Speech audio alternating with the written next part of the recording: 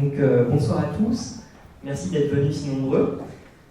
Nous sommes Alexandre, le secrétaire, et moi-même Lohan, le président de l'association du cursus Sprint de Sorbonne Université.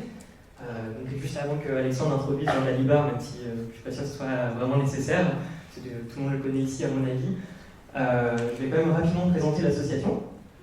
Donc comme vous le savez, en 2020, il y a une nouvelle offre de formation à Sorbonne Université, la licence de physique s'est étendue vers un parcours sélectif et intensif qui s'appelle Sprint, pour Sorbonne, physique, recherche intensive et nouvelles technologies. Donc c'est un cursus qui permet de suivre des cours approfondis en mathématiques, des cours supplémentaires sur des thèmes émergents, comme par exemple la formation quantique ou le machine learning, par exemple. Et en plus de ça, on suit des stages en alternance en raison d'une demi-journée par semaine dans un laboratoire de recherche de Sorbonne Université.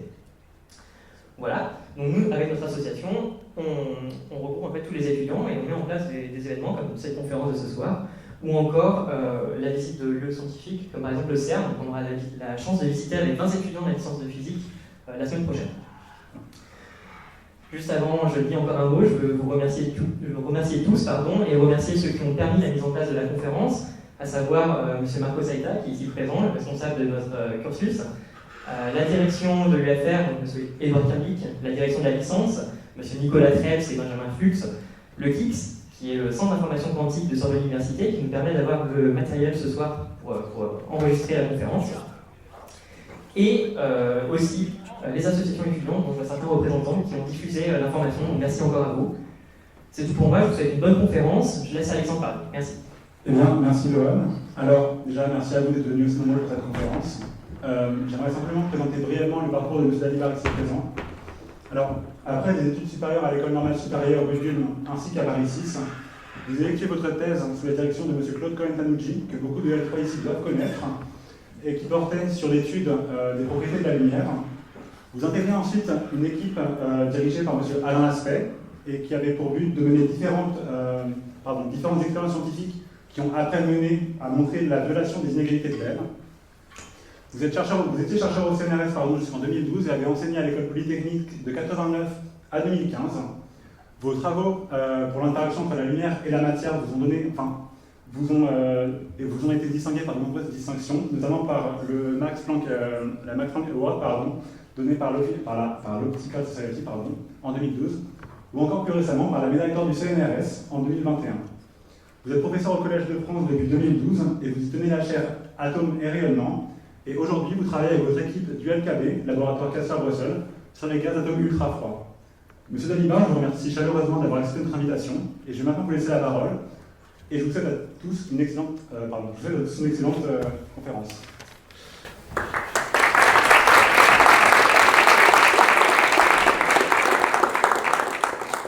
Merci beaucoup pour cette chaleureuse introduction. Et merci à toutes et à tous d'être là ce soir. Ça fait vraiment très très plaisir de voir un amphi aussi plein.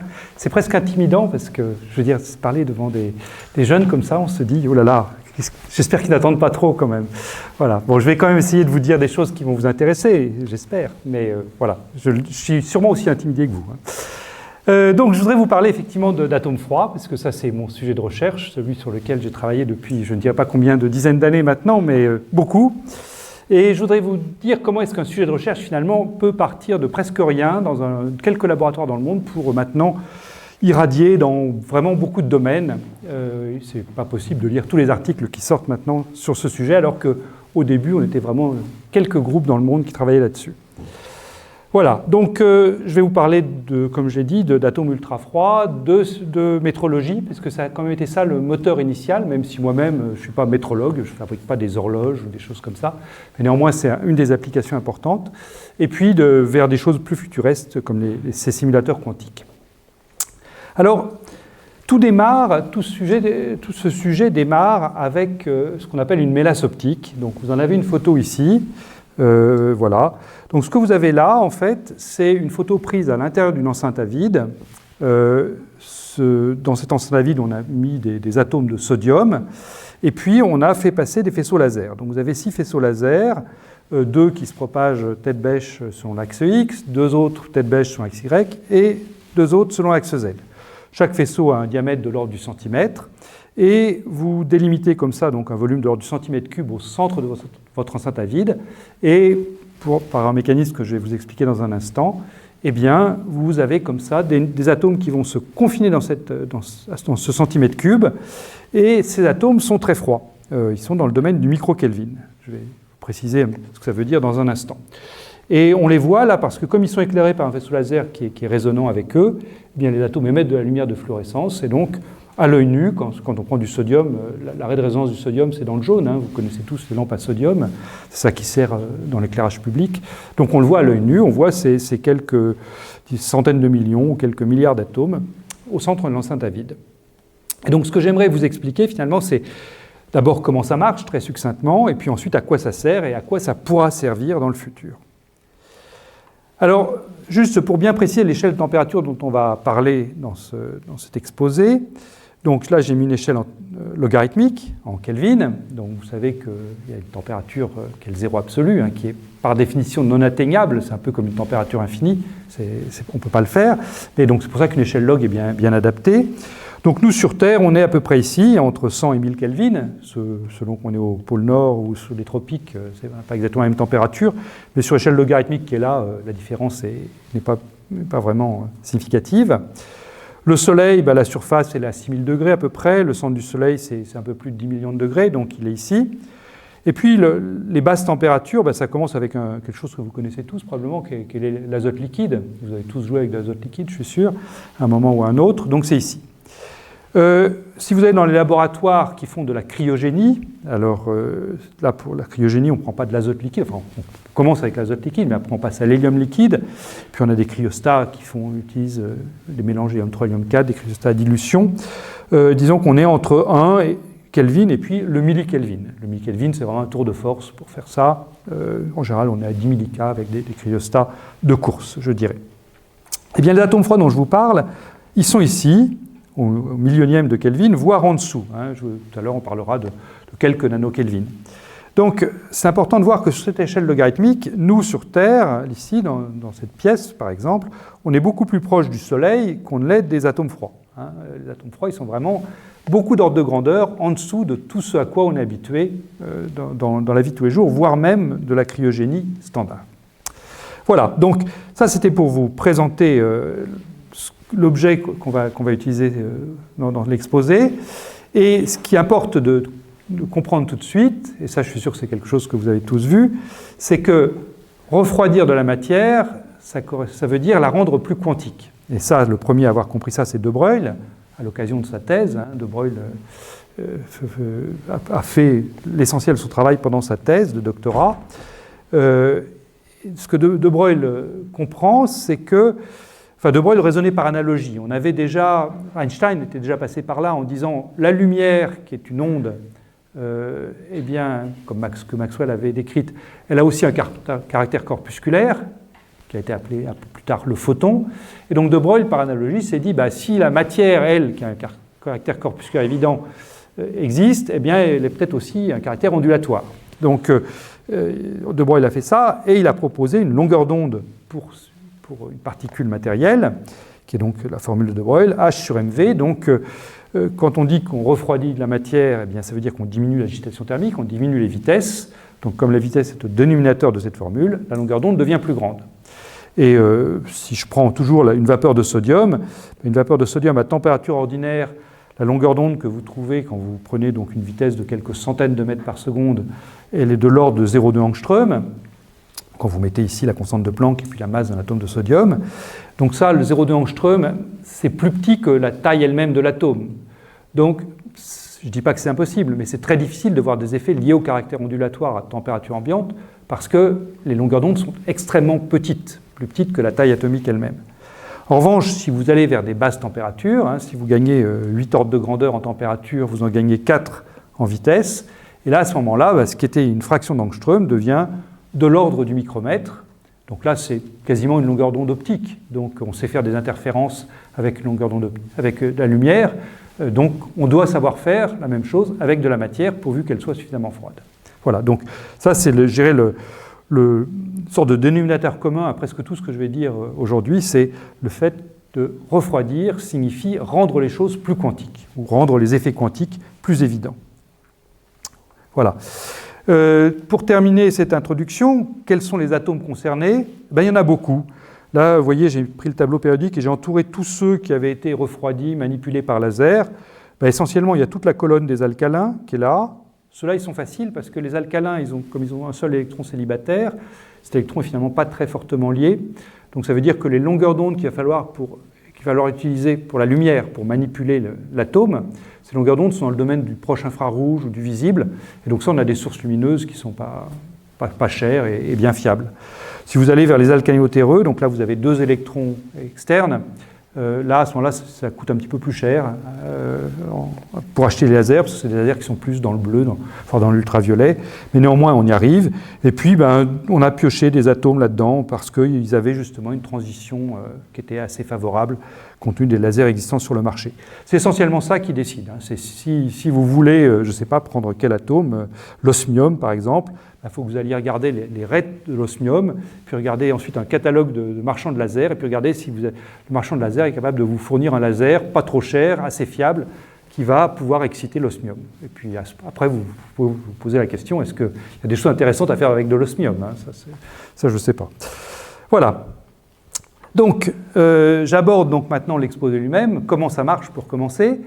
Et ce que je voudrais dire, c'est qu'il ne faut pas que vous hésitiez à poser des questions pendant l'exposé. Il n'y a rien de pire quand on fait un exposé, un séminaire, d'attendre la fin de l'exposé pour avoir des questions et se rendre compte dès la première question qu'un message essentiel qu'on avait donné en introduction n'est pas passé. Donc, je préfère être interrompu pendant l'exposé et puis pouvoir clarifier quelque chose qui n'est pas clair, plutôt que d'attendre 1h15 ou 1h30 et d'être très déçu en me rendant compte que je n'ai pas bien expliqué ce que je pensais être important. Donc, s'il y a des questions à ce stade, après l'introduction, n'hésitez pas. Sachant que je vais vous expliquer comment les choses marchent. Oui, je vous écoute. Moi, j'avais juste une question sur la diapo juste avant. Oui.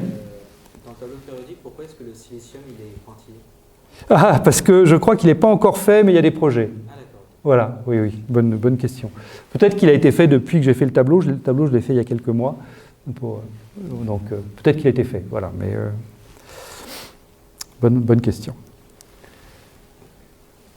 Oui, une autre? Au début, quand vous avez dit qu'on shootait 6 lasers sous l'atome, c'est pour le stabiliser, pour le pas que ça bouge moins. Pour le refroidir, voilà. Mais ça, je vais vous expliquer comment on refroidit, là, maintenant. Voilà, c'était un teaser, si vous voulez. je vais maintenant dire comment on refroidit. Enfin, je vais expliquer en quelques mots comment ça marche. Voilà. Bien, alors, l'outil essentiel pour ces mélasses optiques, c'est la force de pression de radiation. Cette force de pression de radiation, elle est comprise, ou au moins pressentie depuis longtemps. Le premier, en fait, c'est Kepler qui a vraiment bien compris ça. Kepler voulait expliquer un phénomène qui était connu à l'époque, mais qui était, lui, pour le coup, pas compris avant que Kepler ne s'en mêle, qui est l'orientation de la queue des comètes par rapport au Soleil. Ce que les gens avaient compris, c'est que quand une comète arrivait de l'extérieur du système solaire vers le Soleil, la queue de la comète était derrière la comète. Puis ensuite, la comète fait une fraction de tour autour du Soleil, puis elle repart vers l'extérieur du système solaire. Et à ce moment-là, quand la comète repart, eh bien, la queue précède la comète. Donc, à l'aller, vous pouvez vous dire, c'est comme une longue chevelure dans une voiture décapotable, elle flotte au vent derrière, mais une fois que la comète repart à l'extérieur, la chevelure, elle n'est plus tout vers l'arrière, elle est vers l'avant. Et donc, c'est ce qui est représenté sur ce vieux dessin là, des années 1530. Vous voyez le Soleil qui est là, la comète qui est ici, et la queue est toujours opposée au Soleil par rapport au noyau de la comète. Et Kepler a pressenti qu'une des explications pour cette orientation-là, eh bien, c'était qu'il y avait de la poussière qui était arrachée du noyau de la comète, et puis ensuite, cette poussière était poussée par la lumière. Donc, quand la comète s'approche, eh bien, la lumière pousse la comète pousse la poussière derrière la queue de la comète, et puis au contraire, quand la comète s'éloigne, eh bien, la poussière est poussée en avant du mouvement de la comète. Voilà. Et on sait que c'est vrai, c'est-à-dire que ce n'est pas la seule explication aux queues des comètes. Si vous regardez les photos de queues de comètes, souvent il y a deux queues. Alors il y en a une qui est due au phénomène de pression radiation et puis une autre qui est due au vent solaire, qui sont des particules chargées que le soleil émet. Donc Kepler n'avait pas complètement raison, mais il avait au moins partiellement raison dans son explication. Donc c'est ça qu'on utilise, nous, la pression de radiation. Alors on n'utilise pas le soleil, on utilise des faisceaux laser qui sont beaucoup plus intenses, qui permettent d'être beaucoup plus sélectifs. Donc si je prends un atome, un atome, comme vous l'avez sûrement tous vu, ça a des niveaux d'énergie, il y a un état fondamental que je peux appeler G, puis des états excités, E, prime, etc. Donc on parle souvent de la raie de résonance d'un atome, qui est la raie qui porte, prenons un atome à un électron célibataire, comme l'hydrogène, si vous voulez, ou un alcalin. Eh bien, la raie de résonance, c'est ce qu'on appelle la raie de résonance, c'est la raie qui lie l'état fondamental de cet électron au premier niveau excité, comme ça. Et donc, on va envoyer des photons sur cet atome qui ont exactement la bonne longueur d'onde pour faire la transition de G vers E. Et l'atome va donc absorber un photon du faisceau laser, passer dans l'état excité, et puis il va y rester un certain temps, que je vais préciser dans un instant, et puis après il retombe en émettant un photon spontané. Mais le photon spontané, lui, il peut partir vers le haut, vers le bas, vers la gauche, vers la droite. Donc lui, en moyenne, il n'exerce pas il n'y a pas de recul lié à l'atome. En revanche, quand l'atome absorbe un photon, là, pour le coup, il encaisse toujours un h bar k dans la direction du photon. H bar k, c'est l'impulsion du photon, donc dans la direction du faisceau laser. Donc finalement, quand je mets qu'un seul faisceau laser, tout à l'heure je vais en mettre plusieurs, mais quand j'en mets qu'un, eh bien l'atome il va subir une force qui va être comme ça, qui va résulter de tous les chocs qui sont liés à l'absorption de photons. Encore une fois, l'émission, elle, fait un recul, mais le recul est aléatoire, donc n'est pas important. Et donc ça correspond à une accélération assez grande, qui est de 10 puissance 4 à 10 puissance 5 fois l'accélération de la pesanteur. Ça, on peut le comprendre ensemble assez simplement. Une accélération petit a, c'est pas ça que je voulais faire, c'est ça que je veux. Une accélération petit a, c'est donc un delta v sur un delta t. C'est la dérivée de la vitesse par rapport au temps. Donc si je raisonne sur un choc élémentaire, donc delta v, ça va être le h bar k, l'impulsion du photon, divisé par la masse de l'atome. Ça, c'est le delta v de l'atome quand il absorbe un photon. À la rémission, je vous ai dit, le photon part dans toutes les directions avec la même probabilité, donc le delta v est nul. Et le delta t que je dois mettre, eh bien, c'est l'intervalle de temps entre deux chocs, si vous voulez, entre deux absorptions de photons. Et ça, c'est la durée de vie de l'état excité qui limite. L'atome absorbe un photon, et puis une fois qu'il est là, il retombe par émission spontanée, puis ensuite il peut réabsorber. Donc le delta t que je vais mettre là, ça va être 1 sur tau, où tau est typiquement la durée de vie d'un état excité. Et là, si vous faites les calculs, eh bien là, vous allez trouver, alors ça dépend évidemment de la masse de l'atome que vous prenez, ça dépend du cas du photon, K c'est 2pi sur lambda, c'est 2pi sur la longueur d'onde du faisceau laser. Mais bon, disons que ça c'est de l'ordre de 1 cm par seconde. Et les taux des atomes, typiquement, c'est 10 à 100 nanosecondes. Donc mettons 10 nanosecondes ici. Et donc là, quand vous faites l'application numérique, vous avez un 10-2 ici, divisé par 10-8 ici. Donc ça vous fait du 10 puissance 6 mètres par seconde carré. Je vais mettre mon unité, j'ai plus beaucoup de place, mètres par seconde carré. C'est lisible, oui, à peu près. Donc voilà, donc ça fait, sachant que G, ça vaut 10 mètres par seconde carré, ça fait 10 puissance 5G. Voilà. Donc c'est des forces qui sont considérables, les forces qu'exerce un faisceau lumineux sur un atome. Si le faisceau lumineux est bien résonnant avec l'atome, c'est-à-dire que les photons sont absorbés avec une bonne efficacité, vous avez des forces considérables. Alors, ça c'est bien, ça permet de pousser l'atome, ça ne permet pas encore de les refroidir. Pour les refroidir, il ne faut pas mettre un faisceau, mais il faut en mettre 6. Alors je vais raisonner à une dimension, donc je vais simplement mettre 2 sur l'axe x plus x moins x. Donc là, ce qu'on va faire pour refroidir l'atome, c'est qu'on va prendre un laser et on va lui prendre une fréquence lumineuse, ωL, légèrement inférieure à oméga. C'est-à-dire que si je reprends mon dessin ici, donc j'ai mon atome dans l'état fondamental, j'ai ici, donc ça, oméga A, c'est la fréquence atomique, et je vais prendre oméga L légèrement inférieure, pas beaucoup, mais légèrement inférieure à oméga A, pour une raison qui va être évidente dans ce qui va suivre. Et maintenant, donc, j'éclaire mon atome avec 2 faisceaux lumineux, comme ça. Alors, si mon atome est initialement au repos, eh bien, la force qui est là et la force qui est là vont se balancer, donc la force va être nulle. Maintenant, supposons que l'atome bouge vers la droite, comme j'ai dessiné ici. À ce moment-là, il y a un effet que vous connaissez tous, qui est l'effet Doppler. L'effet Doppler, vous le connaissez peut-être en acoustique. Si je vous demande le bruit que fait une voiture de course qui passe devant vous, Le bruit typique, c'est nion, donc un son plus aigu quand elle s'approche de vous, puis un son plus grave quand elle s'éloigne. Donc c'est la même chose pour la lumière. Si je prends un atome qui va vers la droite, il a un laser qui va dans le même sens que lui, donc la fréquence est abaissée. Au lieu d'être ωméga L, la fréquence apparente pour l'atome, c'est ωméga L moins kV. Et puis pour l'atome qui va à la rencontre du faisceau laser, eh bien, au lieu de la fréquence apparente, au lieu d'être ωméga L, c'est ωméga L plus kV. Et si vous avez pris soin de prendre ωméga L légèrement inférieur à ωméga A, ça veut dire quoi? Ça veut dire que ce faisceau-ci, avec ωméga L moins kV, va être encore moins résonant avec l'atome. Donc la force de conservation qu'il va créer, déjà, n'était pas maximale, mais elle est encore réduite parce que l'atome bouge. En revanche, ce faisceau-là, qui est vu à ωméga L plus kV, lui est rapproché de résonance, puisque ωméga L plus kV, comme kV est positif, ça se rapproche du ωméga A de l'atome. Donc la force de pressurisation, elle est augmentée par rapport à ce qui se passerait pour un atome au repos. Donc l'équilibre que j'avais entre les deux forces pour un atome de vitesse nulle, l'équilibre est rompu, et il est rompu au profit du laser qui va dans le sens contraire de l'atome. Si j'avais pris un atome qui allait vers la gauche et vers la droite, évidemment le raisonnement aurait été inversé, et vous auriez une force qui aurait été, cette fois-ci, vers la droite. Donc, si je prends un traitement simple, je linéarise tout en fonction de la vitesse, eh bien j'ai simplement une force qui est F égale moins alpha B, c'est-à-dire une force de frottement visqueux. Donc c'est mon atome dans ce bain de photons se retrouve exactement comme une cuillère dans un pot de miel, visqueux, il est englué et il a cette force de friction qui l'amène au repos. Il aille vers la gauche, vers la droite, vers le haut, vers le bas, sa vitesse tend vers zéro, sa vitesse moyenne. Alors, c'est pas le seul mécanisme en jeu, celui-là c'est le plus simple, c'est celui qui avait été proposé initialement.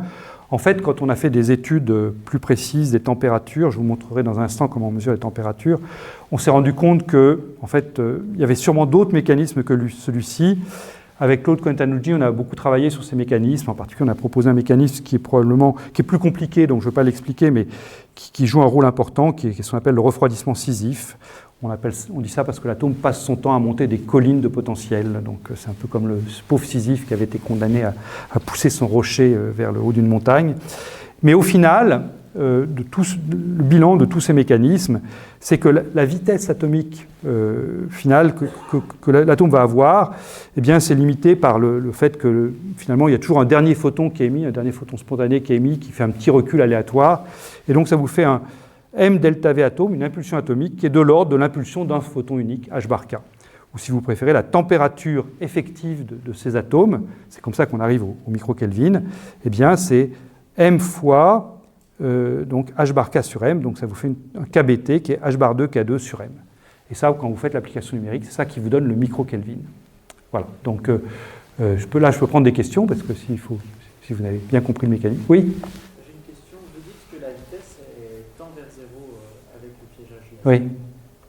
Dû à l'inégalité d'Heisenberg, du coup, qu'est-ce qu'il en devient de la position? Oui, alors c'est une bonne question. Donc, la vitesse ne tend pas vraiment vers zéro. Je vous ai dit, la vitesse finale, c'est de l'ordre de h bar k, ce qui veut dire que l'incertitude sur la position, si vous faites le calcul, ça va faire... Donc, P, ça c'est P, P c'est h bar k, donc h sur P, ou h bar sur P, comme vous préférez, ça va être 1 sur k, c'est-à-dire lambda, à 2π près, lambda sur 2π. Donc ça veut dire que la délocalisation d'un atome est de l'ordre de la longueur d'onde lumineuse. Voilà. Mais c'est une très bonne question. Mais la vitesse, donc on n'atteint pas une température nulle avec ça. Il y a toujours le dernier photon qui est émis de manière aléatoire, et lui, comme on ne sait pas où il est, ça donne une incertitude sur la vitesse de l'atome. D'autres questions? Non? Alors, question, comment est-ce qu'on mesure les températures? Alors, il n'est pas question d'aller mettre un thermomètre matériel dans ces assemblées d'atomes. On n'a pas beaucoup d'atomes. On en a, je vous ai dit, quelques centaines de millions, quelques milliards. On n'a pas du tout 10 puissance 23, qui est le nombre pour avoir un objet macroscopique comme un thermomètre. Donc, pour mesurer des températures, ce qu'on fait, c'est essentiellement revenir à la définition de la température, c'est-à-dire l'agitation thermique. On mesure la distribution en vitesse. Alors, j'ai mis une vieille image, qui est une image de 1990, vous n'étiez pas né, mais j'aime bien, elle a un petit côté vintage. À l'époque, nos publications, on n'avait pas d'ordinateur, donc on écrivait les légendes à la main, comme ça, donc je la mets de temps en temps. Voilà. Donc voilà comment est-ce qu'on s'y prend. Vous avez ici la mélasse optique, donc les 6 faisceaux. on découpe une tranche fine dans cette mélasse optique, histoire d'avoir bien connaître la position initiale des atomes selon l'axe Z. On la découpe simplement en éclairant la mélasse optique par un faisceau auxiliaire qui pousse les atomes, tous les atomes qui ne sont pas en dehors de la tranche. Et puis ensuite, on coupe tous les faisceaux et on laisse tomber les atomes. Et quand on les laisse tomber, on regarde où est-ce qu'ils arrivent dans un faisceau lumineux sonde, ici. On regarde donc la lumière que les atomes vont émettre au fur et à mesure où ils tombent ici.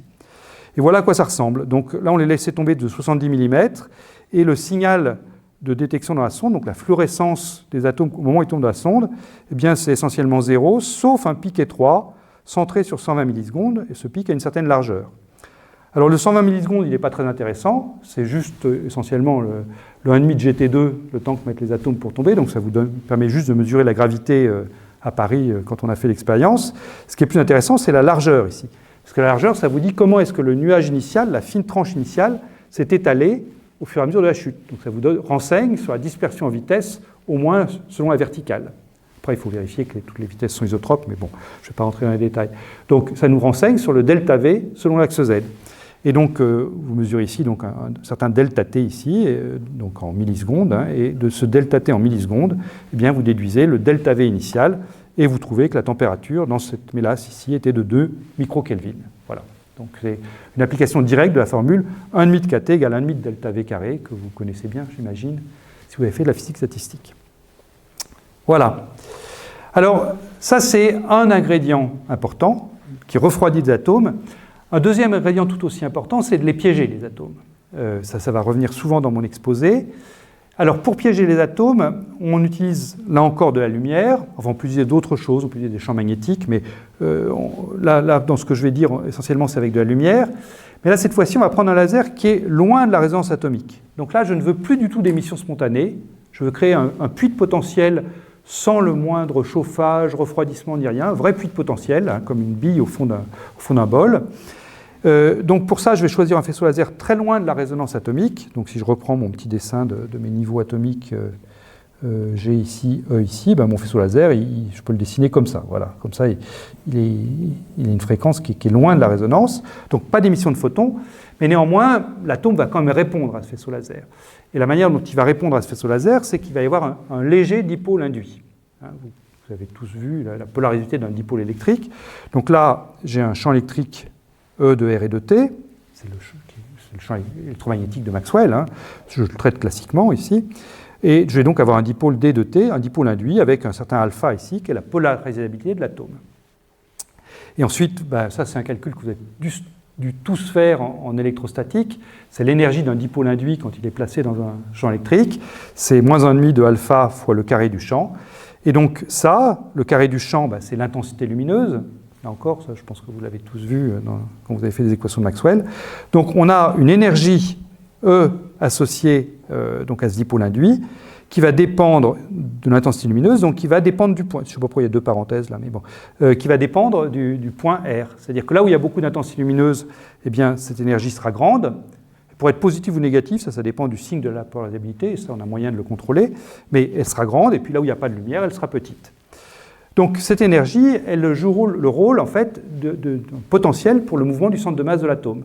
Donc je polarise mes électrons atomiques avec le laser, je crée cette énergie, et cette énergie joue le rôle d'une énergie potentielle pour le mouvement de mon atome ensuite. Donc là, vous avez un exemple, c'est une photo très récente, prise par Jérôme Beugnon, que vous connaissez bien, au moins pour certains d'entre vous, je crois, et ses deux étudiants, Guillaume Chauveau et Franco Rabec, où vous avez ici donc deux faisceaux lumineux qui se croisent, donc qui sont loin de résonance, comme je disais, c'est des atomes de rubidium, là, la résonance du rubidium, elle est à 0,8 microns, et le faisceau, il est à 1,1 micron, donc il est très très loin de résonance. Et donc, ce que vous voyez, c'était les densités d'atomes dans cette configuration. Et à l'endroit où les deux faisceaux se croisent, vous avez plein d'atomes piégés ici. La profondeur du piège qu'on réalise, c'est de l'ordre du micro au millikelvin, donc c'est suffisant pour piéger les atomes qu'on a refroidis. Ça ne marcherait pas pour piéger des atomes à température ambiante. Quand la température fait plusieurs centaines de Kelvin, les atomes à température ambiante ne voient pas ce millikelvin-là. En revanche, si j'ai le refroidissement laser à disposition, je peux piéger beaucoup d'atomes. Et c'est ce que vous voyez ici. Voilà. Donc je crois que c'est ce que je voulais vous dire sur comment ça marche. Je ne voulais pas vous en dire beaucoup plus, mais s'il y a des questions, là encore, je les prends. Ne soyez pas timide. Non? C'est bon? Alors, à quoi ça sert? À quoi ça sert? La première réponse, c'est ce qu'on mettait dans nos demandes de contrat dans les années 90, quand je vous ai dit c'était une toute petite communauté qui s'intéressait à ça. Il fallait quand même qu'on justifie pourquoi on voulait faire cette manipulation d'atomes par laser. Et on disait, vous allez voir, ce sera fantastique, quand on aura des atomes plus lents, eh bien, on aura plus de temps pour les mesurer, et donc on fera des mesures plus précises, mesures de n'importe quelle sorte, de spectroscopie, de mesures de gravité, de tout ce que vous voulez. Et on ne mentait pas. Ça arrive qu'on mente un petit peu dans les demandes d'argent, qu'on survende un petit peu notre projet, mais là, en tout cas, quand je relis nos demandes de l'époque, j'ai pas honte de ce qu'on écrivait, c'est-à-dire que finalement on a tenu plus que ce qu'on a promis. Quand je dis on, c'est pas seulement notre groupe, hein, c'est la communauté. Donc voilà, c'était vrai. Alors, j'ai choisi d'illustrer ces mesures plus précises sur une horloge atomique. L'horloge atomique, vous en avez probablement tous entendu parler un petit peu, c'est ce qui sert à définir le temps. Alors la définition de la seconde qu'on utilise en ce moment, elle est vieille maintenant, elle date de 1967, et elle utilise l'atome de césium, césium-133. Plus précisément, elle utilise les deux niveaux d'énergie les plus bas de l'atome de césium-133. Alors là, je vous parle des deux niveaux les plus bas. Attention, tout à l'heure, quand je vous parlais pardon, il faut que je reprenne ça. Quand je vous dessine des niveaux G comme ça, et puis E, donc là, c'était des niveaux électroniques. Hein. Là, les niveaux dont je vous parle, en fait, c'est deux niveaux qui sont issus de G, donc que je peux appeler 1 et 2 ici, qui sont liés au fait que l'atome de césium a un noyau qui a un certain spin. Le spin du noyau peut interagir avec le spin de l'électron, dont l'électron est dans son état électronique fondamental, mais l'interaction du spin du noyau avec le spin de l'électron crée ce qu'on appelle la structure hyperfine. Je ne sais pas si vous en avez entendu parler. Oui, je vois, au moins certains disent oui. Et cette structure hyperfine qui fait ce clivage, donc je redessine mon niveau G qui est ici, et ce niveau G est clivé en deux sous-niveaux, E1 et E2. Et ça nous met une transition qui est dans le domaine du gigahertz, donc qui est 10 puissance, en l'occurrence presque 10 GHz, donc disons 10 puissance 10 Hz, c'est très petit devant les fréquences optiques qui sont, elles, sont à 10 puissance 14 ou 10 puissance 15 Hz, hein, les fréquences lumineuses. Pourquoi est-ce qu'on a choisi ça en 1967 ? En 1967, on avait à peine des lasers. En revanche, on avait toute une technologie des micro-ondes qui avait été développée, en particulier via le radar pendant la Deuxième Guerre mondiale. Donc on savait très bien faire des micro-ondes. Des micro-ondes, c'est des ondes au gigahertz. Donc c'est pour ça qu'en 1967, on a choisi une transition de référence qui est une transition micro-ondes. Et comment ça marche une horloge atomique ? Donc, vous prenez essentiellement, c'est comme ça, vous prenez ici un jet d'atomes de césium, vous les mettez tous initialement dans l'état 1, vous les envoyez dans une cavité électromagnétique dans laquelle vous essayez de faire une onde qui est résonante avec la transition de 1 vers 2 ici, et puis ensuite vous regardez si les atomes, après leur passage dans la cavité électromagnétique, sont passés de l'état 1 à l'état 2. Et puis vous allez essayer de maximiser le nombre d'atomes dans l'état 2 en prenant un détecteur avec une boucle de rétroaction. Et par définition de la seconde, quand vous maximisez cette transition, c'est-à-dire quand vous êtes résonnant avec la transition 1-2, l'onde électromagnétique a effectué 9 192 631 770 oscillations. Donc, vous réalisez ça avec la bonne boucle de rétroaction, et puis vous n'avez plus qu'à compter les oscillations de votre micro-ondes, et comme ça, vous savez qu'une seconde s'est écoulée. Si vous voulez, si vous voulez faire une analogie avec l'horloge qui est peut-être dans le salon de vos grands-parents, hein, les grandes horloges comptoises, là, vous avez un balancier, et puis vous avez un système de comptage. Le balancier, c'est l'atome, c'est lui qui fixe la référence de fréquence, et puis l'onde électromagnétique, c'est le système de comptage qui permet de savoir qu'une seconde ou 10 secondes se sont écoulées. Alors, que sont venus faire les atomes froids là-dedans ? Les atomes froids sont venus augmenter considérablement le temps de mesure. Quand on avait des atomes qui bougeaient à plusieurs centaines de mètres par seconde, si vous prenez une horloge qui faisait 1 mètre de long, les atomes passaient en quelques millisecondes au sein de l'horloge. Donc vous aviez quelques millisecondes pour mesurer la précision, enfin pour mesurer la transition. Alors que maintenant, avec des atomes froids, s'ils bougent beaucoup moins vite, le temps va être de l'ordre de la seconde. Alors, pour profiter de ce temps, ce qu'on fait, c'est une fontaine atomique. Donc vous préparez des atomes ici, des atomes froids. Ici, vous voyez des manchons ici qui servent à amener les 6 faisceaux laser que vous avez déjà eu l'occasion de voir. Et puis, à un instant donné, vous lancez les atomes vers le haut, toujours avec les forces de pression de radiation que j'ai décrites. Les atomes vont monter jusqu'à une hauteur de l'ordre du mètre, puis redescendre. Et pendant tout ce temps-là, ils interagissent avec la cavité micro-ondes qui est ici. Et c'est ça qui va vous donner donc des temps d'interaction de l'ordre de la seconde, donc des temps beaucoup plus longs que ce qu'on avait avant d'avoir des atomes froids. Il y a aussi des effets bénéfiques, c'est qu'on diminue l'effet Doppler, qui est un effet indésirable, ça modifiait ce balancier atomique. Et quand on prend tout ça en compte, eh bien avec ces horloges basées sur le césium, on arrive à des pressions de l'ordre de 10-16. Donc c'est déjà remarquable, hein. Puis ça, ce sont des horloges qui, si vous les aviez démarrées au moment du Big Bang, elles retarderaient ou elles avanceraient simplement de quelques secondes. Ceci étant, ce n'est pas du tout l'état de l'art maintenant. Maintenant, on fait des horloges avec des transitions optiques, donc ça ne correspond pas à la définition de la seconde. La définition de la seconde, c'est toujours celle des années 60, hein, parce que les métrologues, ils mettent du temps à réagir. Mais on sait faire au laboratoire 2 horloges qui n'utilisent pas une transition micro-ondes, mais une transition optique, donc pas une transition à 10 puissance 10 Hz, une transition à 10 puissance 15 Hz.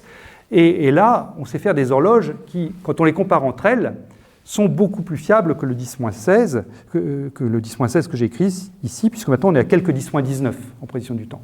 Donc là, si une horloge qui aurait démarré au Big Bang, elle retarderait ou l'avancerait de l'ordre de la milliseconde maintenant. Et ça, c'est vraiment très intéressant. On pourrait se dire, qu'est-ce qui nous embête avec ces 10-19 ma montre me suffit. En fait, pas du tout. Il y a vraiment un vrai besoin dans plein de domaines du monde technologique pour des bonnes horloges. Quand vous pensez à la navigation par satellite, par exemple, eh bien, on a besoin de synchroniser toutes les horloges GPS, et plus elles seront fiables, moins il y aura besoin de les synchroniser, plus le GPS sera fiable, et donc ça, c'est directement intéressant.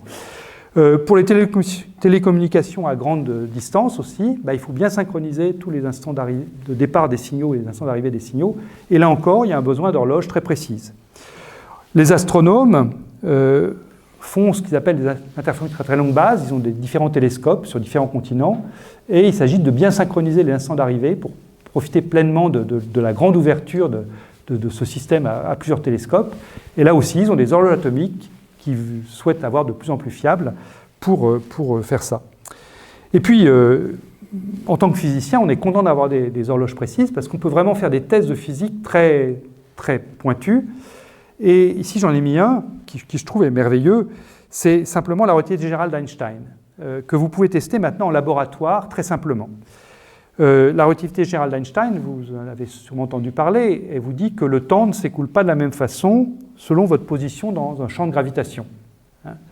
Si vous prenez 2 horloges, une qui est posée sur la table et puis une qui est posée par terre, donc avec une différence de hauteur de 1 mètre, eh bien, la différence dans l'écoulement du temps, si vous voulez, le delta nu sur nu de vos horloges, eh bien, c'est donné par une formule que vous pouvez deviner simplement par analyse dimensionnelle. Ça doit faire intervenir petit g, l'accélération de la pesanteur, la vitesse de la lumière, parce qu'on fait de la relativité, et puis la hauteur. Eh bien, c'est simplement GH sur C2. Vous pouvez voir que c'est bien un nombre sans dimension, hein, GH sur C2. Et ça, si vous prenez H égale 1 mètre, G égale 9,8 mètres par seconde carrée, vous trouvez 10-16. Ce qui veut dire qu'avec les horloges, déjà les horloges à micro-ondes, eh bien, vous êtes capable de détecter ça. Vous prenez 2 horloges micro-ondes, une par terre, une sur la table, eh bien, elles ne vont pas indiquer le même temps, le même écoulement du temps. Les temps vont s'écouler différemment parce que vous avez la relativité générale. Donc, cette relativité générale qui avait pu être testée initialement simplement en regardant des toutes petites détails sur l'avance au périhélie de Mercure ou des déflexions d'étoiles, maintenant, vous pouvez la tester en laboratoire sur une échelle vraiment très, très, très petite. Et quand vous êtes à 10-19, là, alors, c'est encore plus fabuleux, parce que ça veut dire que la relativité générale intervient sur une hauteur de l'ordre de 100 microns à 1 mm, ce qui veut dire que sur le nuage d'atomes froids que je vous montrais tout à l'heure, le temps ne s'écoule pas à la même vitesse, enfin on peut voir que le temps ne s'écoule pas à la même vitesse en haut du nuage et en bas du nuage. Donc ça c'est vraiment la relativité générale comme on peut la rêver. Voilà ce que je pouvais vous dire. Alors, une grande question, qui est là encore une question de physique, c'est de savoir si le temps qu'on a avec ces horloges est vraiment universel. En d'autres termes, est-ce que les horloges indiquent toutes le même temps ? La raison pour laquelle on a pris des horloges atomiques, c'est parce qu'on s'est dit un atome, c'est immuable. L'atome de césium, il est ce qu'il est, il a toujours été la même chose et il ne va pas changer. Alors qu'avant d'avoir des horloges atomiques, on avait des références astronomiques. Mais là, ce n'était pas très bon parce que le mouvement de la Terre était un peu irrégulier, donc les horloges astronomiques avaient atteint leurs limites. Mais est-ce que c'est bien vrai que les horloges indiquent toutes le même temps ? Et pour le formuler différemment, prenons deux atomes qu'on a déjà rencontrés, donc le césium d'une part, donc par définition j'ai 9 milliards blabla oscillations par seconde. Prenons un autre atome, le rubidium, le cousin germain du césium, hein, c'est l'atome qui est juste au-dessus dans la classification périodique. Lui, quand on le mesure, on trouve 6 milliards 834 millions d'oscillations par seconde. Et on va se dire, très bien, j'ai deux horloges disponibles, l'horloge à rubidium, l'horloge à césium, et je vais passer de l'une à l'autre simplement par une simple règle de 3 en faisant le rapport, le quotient entre E2 moins E1 pour le césium et puis E'2 moins E'1 pour le rubidium. La question, c'est est-ce que ce quotient va toujours avoir la même chose ? Alors, si vous réfléchissez un petit peu, qu'est-ce qui peut intervenir dans un quotient comme ça ? On peut réfléchir ensemble. Voilà, on va le faire ensemble. Qu'est-ce qui peut intervenir dans un quotient comme ça ? Vous prenez deux transitions de deux atomes différents. Là, j'ai mis rubidium et césium, mais ça peut être hydrogène et hélium aussi. Deux atomes différents. Et je fais le rapport de la transition de résonance de l'hydrogène et la transition de résonance de l'hélium. Donc, je fais un rapport, j'obtiens un nombre sans dimension. Donc, ça doit dépendre des constantes de nature, mais ça ne peut être que des constantes sans dimension, puisque je veux fabriquer quelque chose sans dimension. Donc, qu'est-ce que vous me proposez comme constante sans dimension, raisonnable, pouvant intervenir là ? Je dis bien raisonnable, hein, si vous me dites je divise la hauteur de la pyramide de Khéops par la taille de la tour Eiffel, c'est une constante sans dimension, mais c'est peu probable que ça intervienne dans le rapport des fréquences hélium, hydrogène ou césium, rubidium. Donc, qu'est-ce que vous voyez comme candidat ? Oui.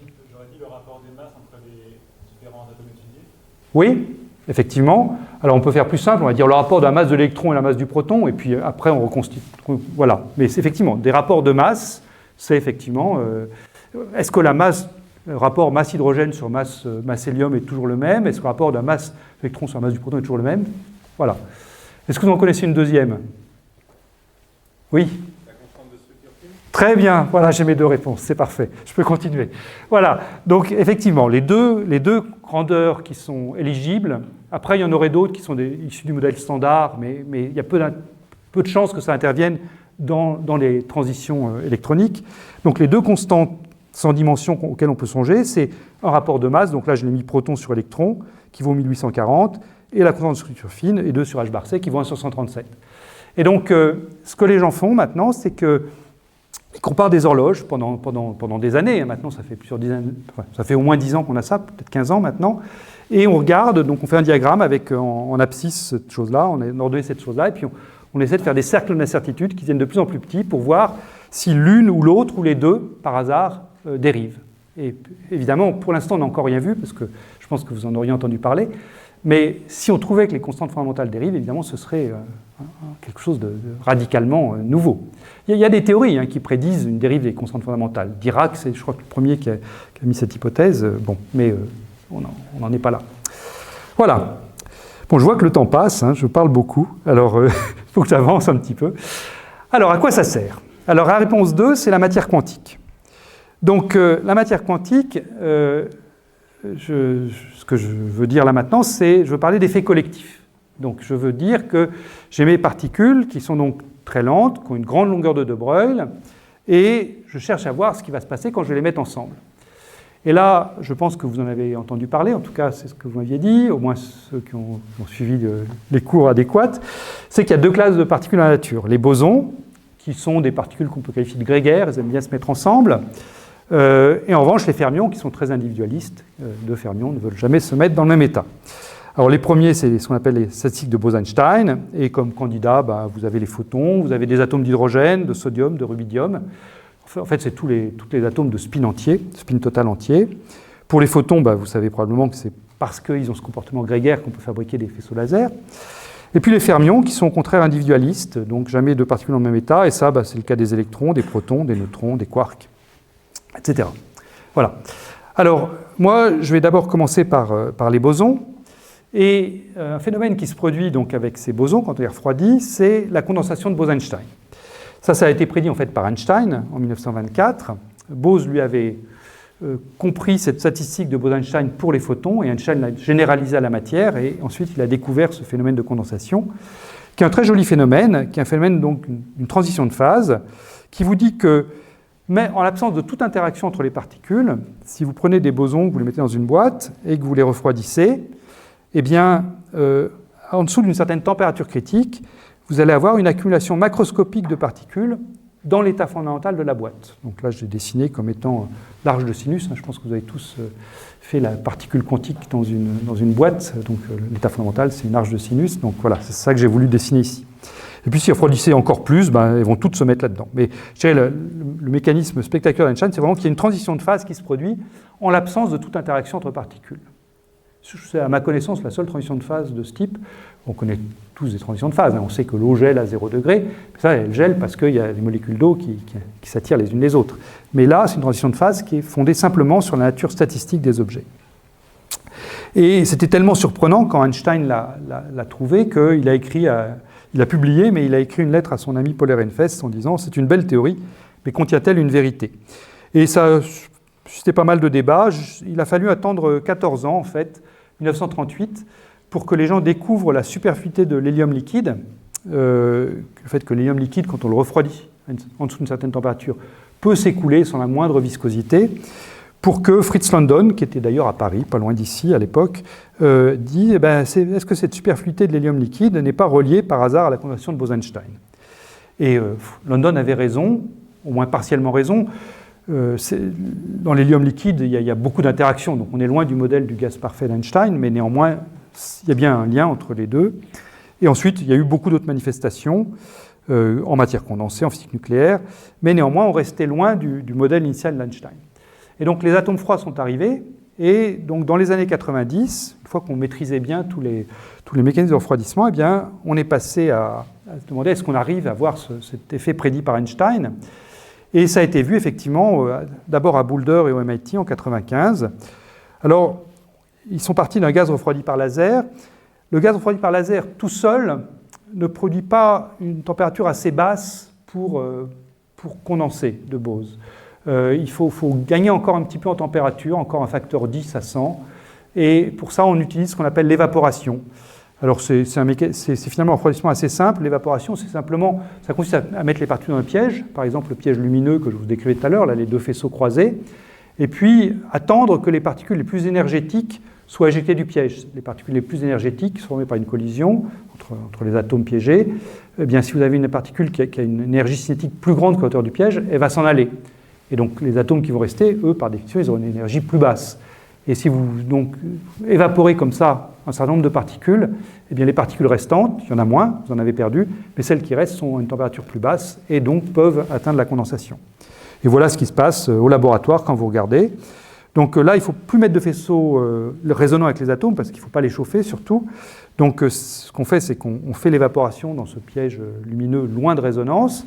Puis quand on pense qu'on a quelque chose de bien, eh bien on envoie un faisceau lumineux résonnant cette fois-ci, avec les atomes, ça va détruire le nuage, mais on va pouvoir le mesurer parce que les atomes vont faire une ombre sur ce faisceau lumineux résonnant et ce qu'on fait, c'est l'image de l'ombre de ce nuage d'atomes sur une caméra CCD. Donc voilà ce que vous voyez typiquement. Là, si vous avez un nuage assez chaud, alors quand je dis chaud, c'est au micro-Kelvin, et puis ensuite vous évaporez des particules et vous voyez apparaître au centre ce nuage elliptique. Là, il est elliptique parce que les fréquences d'oscillation ne sont pas les mêmes selon les deux axes X et Y ici. Et donc l'arche de sinus que j'ai essayé tout à l'heure, elle n'est pas exactement la même. Donc c'est pour ça que le nuage est elliptique, mais ça c'est un condensat quasi pur. Ça c'est quelques dizaines de milliers d'atomes qui partagent tous la même fonction d'onde macroscopique. Ils sont tous dans le même état. Voilà, c'est l'équivalent pour la matière d'un faisceau lumineux où vous avez tous les photons qui ont la même fréquence, la même polarisation, bien la même direction. Là vous avez tous les atomes qui partagent le même état quantique. Voilà. Vous avez le droit de poser une question à ce stade. Oui. Par rapport à la taille, là, c'est l'image que vous avez fait avec la caméra. Oui. La taille de... La taille de cet objet, là ? Oui, alors, quand on le prend in situ, ça fait, je dirais, quelques dizaines de microns. Allez, je vous le mets entre de 10 à 100 microns. Voilà, c'est plus petit. Hein, c'est plus petit que le nuage du centimètre cube dont je suis parti tout à l'heure. Oui ?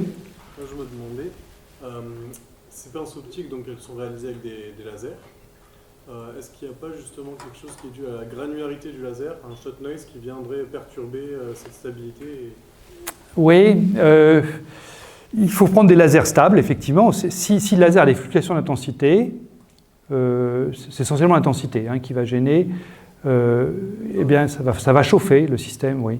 Même dans le fait que ce soit des photons et pas un champ... Ah, vous voulez dire vraiment le shot noise? Non, parce qu'il y en a vraiment beaucoup des photons quand même. Je veux dire, un faisceau lumineux, c'est 10 puissance 20 photons par seconde.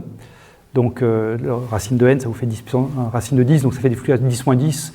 Donc, quand il y a des fluctuations d'intensité, elles sont plutôt techniques que fondamentales, comme ce que vous dites. Ce serait vrai si on allait vers des intensités très très basses, effectivement. Si j'envoyais un photon toutes les heures, je n'arriverais pas à piéger mon atome. Ça, c'est tout à fait vrai. Mais là, on est quand même à des intensités assez élevées. Surtout que comme on se met très loin de résonance pour ne pas avoir d'émission spontanée, on est obligé de mettre quand même pas mal d'intensité pour bien polariser nos atomes, pour avoir le dipôle induit dont je parlais tout à l'heure. Donc c'est des faisceaux laser qui font plusieurs dizaines de watts qu'on envoie. Donc le shot noise est vraiment très très petit par rapport aux fluctuations techniques. Oui? C'est quoi que vous appelez shot noise? Ah, le shot noise, c'est le bruit de grenaille. C'est le fait que quand vous dites, je prends un faisceau laser qui a 10 puissance 20 photons par seconde, eh bien, si vous prenez une seconde donnée, il n'y aura pas exactement 10 puissance 20. Le shot noise, c'est donc ce bruit en racine de n. Racine de n, vous voyez ce que je veux dire par là, Donc c'est le bruit en racine, le shot noise, c'est le bruit en racine de n. Voilà. Bruit de grenaille. Je ne vois pas d'autres bras levés. Non? Bon, alors je continue.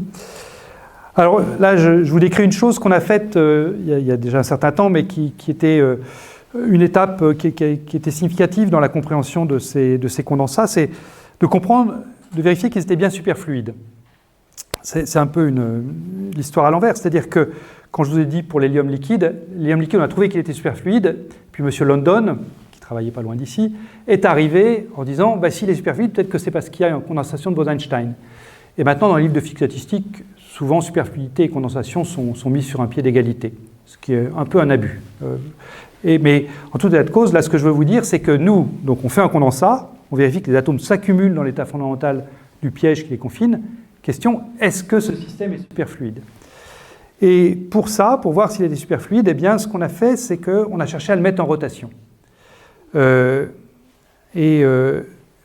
Pour comprendre ce qui va suivre, il faut déjà se poser la question, qu'est-ce qui se passe quand je prends un liquide ordinaire, non superfluide, et que je cherche à le mettre en rotation? Donc vous prenez votre tasse de thé ou de café, voilà, là vous le mettez là-dedans, et puis vous le touillez avec votre cuillère, et puis ensuite vous laissez un peu de turbulence, donc vous laissez la turbulence se dissiper, et puis ça tourne. Si vous avez des feuilles de thé dans votre tasse, vous voyez les feuilles de thé qui vous permettent de remonter au champ de vitesse. Essentiellement, le champ de vitesse que vous avez dans un liquide ordinaire, après la dissipation de la turbulence, c'est un champ de vitesse qu'on appelle de rotation rigide, c'est-à-dire que vous avez une vitesse qui est en oméga vectoriel r, c'est-à-dire qu'elle est orthoradiale, et puis elle est proportionnelle à la distance au centre. C'est comme sur un manège, si vous voulez. Quand vous êtes près du bord, quand vous êtes près du centre, ça ne va pas vite, et puis si vous êtes loin du centre, ça va plus vite, puisque c'est une rotation rigide, quoi. Ce qui veut dire, en d'autres termes, que le rotationnel de la vitesse, c'est une constante. Je vous laisse calculer le rotationnel si vous avez envie de cette chose-là. Ça vaut 2 oméga. Donc vous avez un rotationnel uniforme dans ce champ de vitesse, de rotation rigide. Quand vous prenez un superfluide, qui doit être décrit par une fonction de macroscopique, donc une fonction de macroscopique, c'est un psi de R, c'est un certain module, une certaine phase. Donc le module, ça va être la racine de la densité, puisque quand je vais prendre le module au carré de ma fonction macroscopique, elle est censée me donner la densité au point R, et puis une certaine phase, Iθ de R. Quel est le champ de vitesse associé à ça?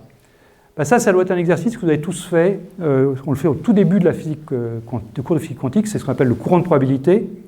Ça vous rappelle des choses, le courant de probabilité? Attention, le professeur est là, donc il a dit. Le courant de probabilité, ça fait intervenir le gradient de θ, le gradient de la phase. Il y a une partie imaginaire de psi étoile, gradient psi.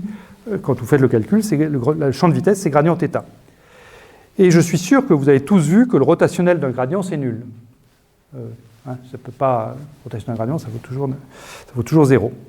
Donc ça veut dire qu'en tout point où le champ de vitesse θ, où la phase θ est bien définie, c'est-à-dire en tout point où ρ de R, le module est non nul, eh bien, je ne peux pas avoir de rotation, entre guillemets, puisque rotationnel de V égale 0. Et quand les gens ont compris ça, dans les années 50, hein, c'était avant les condensats de Bose-Einstein, gazeux, quand les gens ont compris ça, ils se sont dit, ça veut dire qu'un superfluide, ça ne doit pas tourner. Alors en fait, il y a des grands noms qui sont arrivés, comme Feynman et Onsager, qui ont dit non, ils vont pouvoir tourner, mais ils ne vont pas tourner du tout comme un liquide ordinaire. Le seul moyen pour un superfluide de tourner, c'est de générer ce qu'on appelle des vortex quantiques, des tourbillons quantiques. Un tourbillon quantique, c'est un point où la densité vaut 0. Donc cette formule-ci ne s'applique plus ici, puisque si ρ de R vaut 0, θ est mal défini. Et autour de ce point, la phase tourne de 2π. Donc ça vous fait un champ de vitesse, mais qui n'est pas du tout le champ de vitesse de rotation rigide. C'est un champ de vitesse très particulier que vous avez, par exemple, autour du cœur d'une tornade. Et effectivement, c'est ce qu'on a pu voir au laboratoire. Donc on a pris notre condensat, on l'a mis en rotation. Alors encore une fois, on n'a pas mis un agitateur, on n'a pas mis une petite cuillère dedans, hein, parce que c'est comme le thermomètre, tout le monde aurait collé dessus. On a pris un agitateur laser, donc vous avez compris que les faisceaux lumineux nous permettaient d'agir sur la matière, donc on a pris une sorte de pince optique qu'on a fait tourner à l'intérieur de notre condensat. Ce qu'on a vu, c'est que quand la pince ne tourne pas assez vite, rien ne se passe, notre condensat reste complètement immobile. Ça, c'est une preuve directe de superfluidité. Je fais tourner un obstacle à l'intérieur et ça ne crée aucune excitation. Et puis quand notre petite cuillère tourne suffisamment vite, là je vois un trou apparaître, c'est un point où ρ de R égale 0, et on a pu vérifier dans des expériences annexes que la phase valait bien 2π. Et puis ensuite, quand vous en mettez plus, vous voyez ces réseaux de vortex qui s'arrangent pour faire des jolis motifs réguliers. Et ça, c'était une manifestation directe de la superfluidité. C'est une physique qui est reliée à celle de l'hélium liquide, qui est également reliée à celle de la supraconductivité. Pour ceux qui ont suivi un cours de supraconductivité, je crois que certains d'entre vous ont suivi une option. On voit aussi des vortex dans les supraconducteurs, au moins dans certains types de supraconducteurs. Voilà. Donc ça, c'était une jolie illustration de la superfluidité. Des questions avant de passer à la simulation quantique? Non? Ok, alors, là maintenant on rentre dans des choses un petit peu plus futuristes. Simulation quantique. Alors, la simulation quantique, ça s'inscrit dans un programme qui est très vieux, qui est de se dire, il y a dans la nature des problèmes qui sont difficiles, au moins difficiles compte tenu de l'état des connaissances actuelles, et donc plutôt que de chercher à les calculer quand on ne sait pas faire, on va les simuler. Et là j'ai mis une photo qui illustre bien ça, c'est ce qu'on appelle les horloges astronomiques. Ça, il y en a eu beaucoup de construites, à la fois en Asie et en Europe, entre l'an 1000 et puis l'an 1500. C'était des horloges dans lesquelles on avait des engrenages qui étaient très sophistiqués, qui étaient là pour reproduire le mouvement des planètes, les phases de la Lune, et ça permettait de prédire, en faisant tourner les engrenages, ça permettait de prédire des choses comme les éclipses. Les éclipses, c'était quelque chose qui faisait toujours un petit peu peur aux gens. Pour ceux d'entre vous qui ont lu Tintin et le Temple du Soleil, vous savez de quoi je veux parler. Donc, les éclipses, c'était quelque chose qu'il s'agissait de prédire, et on ne disposait pas des calculs analytiques pour le faire. Et donc, ces horloges astronomiques, c'est un moyen de simuler le mouvement des planètes, et donc de prédire des choses. Alors maintenant, on sait bien calculer le mouvement des planètes, ça ne sert plus à rien de construire des horloges astronomiques, sauf pour s'amuser. En revanche, il y a plein de calculs, en particulier tous ceux qui touchent à la physique quantique à n-corps, avec beaucoup de particules, qui eux restent très difficiles. Et c'est là que Feynman, en 1982, est arrivé en disant, plutôt que de faire des calculs, d'essayer de faire des calculs quantiques qui sont trop difficiles parce que la mécanique quantique nécessite de manipuler des fonctionnements à n particules qui prennent plein de place sur une mémoire d'ordinateur, on pourrait essayer de la simuler, cette physique quantique. C'est-à-dire prendre un système quantique analogue qui a les mêmes équations du mouvement que le système qu'on cherche à comprendre et qui est plus agréable à manipuler au laboratoire et qui nous fournira les réponses. Et c'est ça que j'aimerais vous expliquer. Donc l'idée, c'est ce que je viens de dire, c'est qu'on va avoir deux systèmes différents, celui qu'on cherche à étudier et puis celui qu'on va développer au laboratoire, avec des atomes froids, bien sûr. Et ce qu'on espère, c'est que ces deux systèmes sont décrits par un formalisme similaire et que certains paramètres leur sont communs, les paramètres importants. Alors comme toujours, c'est des paramètres sans dimension qu'il va s'agir de regarder. Donc un paramètre sans dimension pertinent pour ce type de problème, si j'ai des particules d'interaction, c'est de comparer l'énergie d'interaction avec la température, par exemple. Ça peut aussi être la géométrie. Je veux simuler par exemple des systèmes 1D ou 2D, donc il faudra que je réalise au laboratoire des systèmes 1D ou 2D. Alors, comment est-ce que ce programme se met en route ? Eh bien, ce que je voudrais vous montrer là, c'est qu'on peut simuler la conduction électrique. Donc la conduction électrique, vous savez tous ce que c'est le mouvement d'électrons de conduction dans le champ cristallin créé par un réseau dans un métal, par exemple. Donc il s'agit de faire un potentiel périodique qui va simuler le réseau cristallin d'un métal pour nos atomes. Donc comment faire un potentiel périodique? Eh bien, ce qu'on fait, c'est on reprend le potentiel dipolaire que je vous décrivais tout à l'heure, hein, que j'ai réécrit ici, moins 1,5 de la polarisabilité fois le carré du champ électrique, donc l'intensité lumineuse si vous préférez, et on va faire une onde lumineuse stationnaire. Alors là, je l'ai dessinée à 2 dimensions, donc j'envoie des faisceaux laser, toujours loin de résonance. Hein. Là maintenant, je ne veux plus d'émission spontanée, j'ai déjà refroidi mes atomes, donc je veux des potentiels bien propres, pas de chauffage, pas de bruit. Donc des faisceaux laser loin de résonance qui forment un motif qui est simplement un motif d'onde stationnaire que vous connaissez bien. Et donc il y a des endroits où il y aura des nœuds, donc au nœud de l'onde stationnaire, E carré sera nul, et puis il y aura des ventres, au contraire, E carré sera grand. Donc les atomes vont aller s'accumuler soit au nœud, soit au ventre, tout dépendra du signe de alpha, et comme je l'ai dit, on peut se débrouiller pour prendre alpha positif ou alpha négatif, donc selon les besoins de l'expérience, vous pouvez prendre l'un ou l'autre. Mais à ce stade, pour ce que je vais vous dire, ça n'a pas d'importance. Donc vous réalisez comme ça ce qu'on peut appeler une boîte à œufs pour des atomes. Hein, vous avez vos atomes qui vont pouvoir bouger dans ce réseau-là et passer d'un site à l'autre.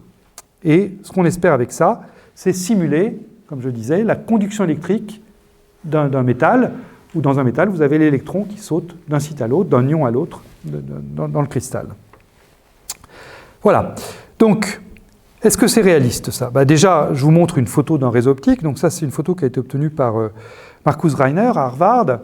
Donc ça, là, ils se sont mis, je vous ai dit, on se met loin de résonance, mais je me contredis uniquement pour ces diapositives-là, pour le besoin de la cause, pour voir les atomes, ils ont mis de la lumière proche de résonance pour qu'on puisse voir les atomes, mais je ne sais pas si le film va accepter de se dérouler. Non? Oh, c'est dommage. Bon, c'était un film où on voyait les atomes bouger. Ça marchait jusqu'à il n'y a pas longtemps. Bon, ce que vous auriez vu, si le film avait tourné, c'est que vous auriez vu les petits points lumineux bouger sur un réseau carré. Voilà, donc vous auriez vu les petits points lumineux. Mais bon, ça s'imagine assez bien. Hein, c'est des petits Pac-Man qui bougent sur leur réseau carré. Voilà. Mais bon, là, encore une fois, c'était proche de résonance pour les voir, mais après, on se remet moins loin de résonance. Donc, maintenant, essayons de voir si c'est vraiment réaliste de dire qu'on simule la conduction électrique avec ça. Donc on va jouer au petit jeu de regarder un paramètre sans dimension pour voir si effectivement on retombe bien sur nos pieds. Est-ce que j'ai bien équivalence entre les électrons qui bougent dans un réseau cristallin et puis mes atomes qui bougent dans les boîtes à œufs faits avec les ondes stationnaires? Alors, quand je passe de la figure de gauche à la figure de droite, je change les distances. Le pas typique d'un cristal, c'est quelques angstroms, hein, entre 1 et 3 angstroms, 3 angstroms. Ici, si je prends la lumière qui a 600 nanomètres, c'est le jaune, hein, 0,6 microns. Donc la période, ça va être lambda sur 2, la distance entre deux nœuds, donc 0,3 microns, donc 3 10-7 mètres. Donc je multiplie les distances par 1000. Les masses, maintenant. Quand je passe de l'électron à un atome, si je prends un atome de masse atomique 100, un atome typique, le rubidium c'est 87, 85, selon l'isotope, donc je me prends un facteur 100 000, pardon, 10 puissance 5. Entre l'électron et le proton, il y a déjà 2000, puis ensuite j'ai encore un facteur 100, parce que je prends un atome de masse 100. Bien, donc facteur 10 puissance 5. Les températures, là je passe de 300 Kelvin, si je veux décrire la conduction à température ordinaire, à 3 nanoK. Donc là, j'ai un 10-11 qui vient se mettre. Et là, à ce moment-là, si je regarde la longueur d'onde de De Broglie, que j'ai pour mes électrons, ici, donc, je vous rappelle ce que c'est, la longueur d'onde de Broglie, c'est lambda égale h sur p, donc ça varie comme la racine de la masse au luminateur et puis la racine de la température. Donc quand vous faites l'application numérique, vous trouvez 3-10-9 mètres ici, et puis là, c'est la réponse à une question qu'il y a eu tout à l'heure, quelle est la délocalisation des atomes dans ces mélasses optiques? Je vous avais dit, c'est de l'ordre de la longueur d'onde optique, c'était le micron. Là, j'ai encore baissé la température, donc là, c'est quelques microns, 3-10-6 mètres. Donc, j'ai un facteur 10 puissance 3, ici.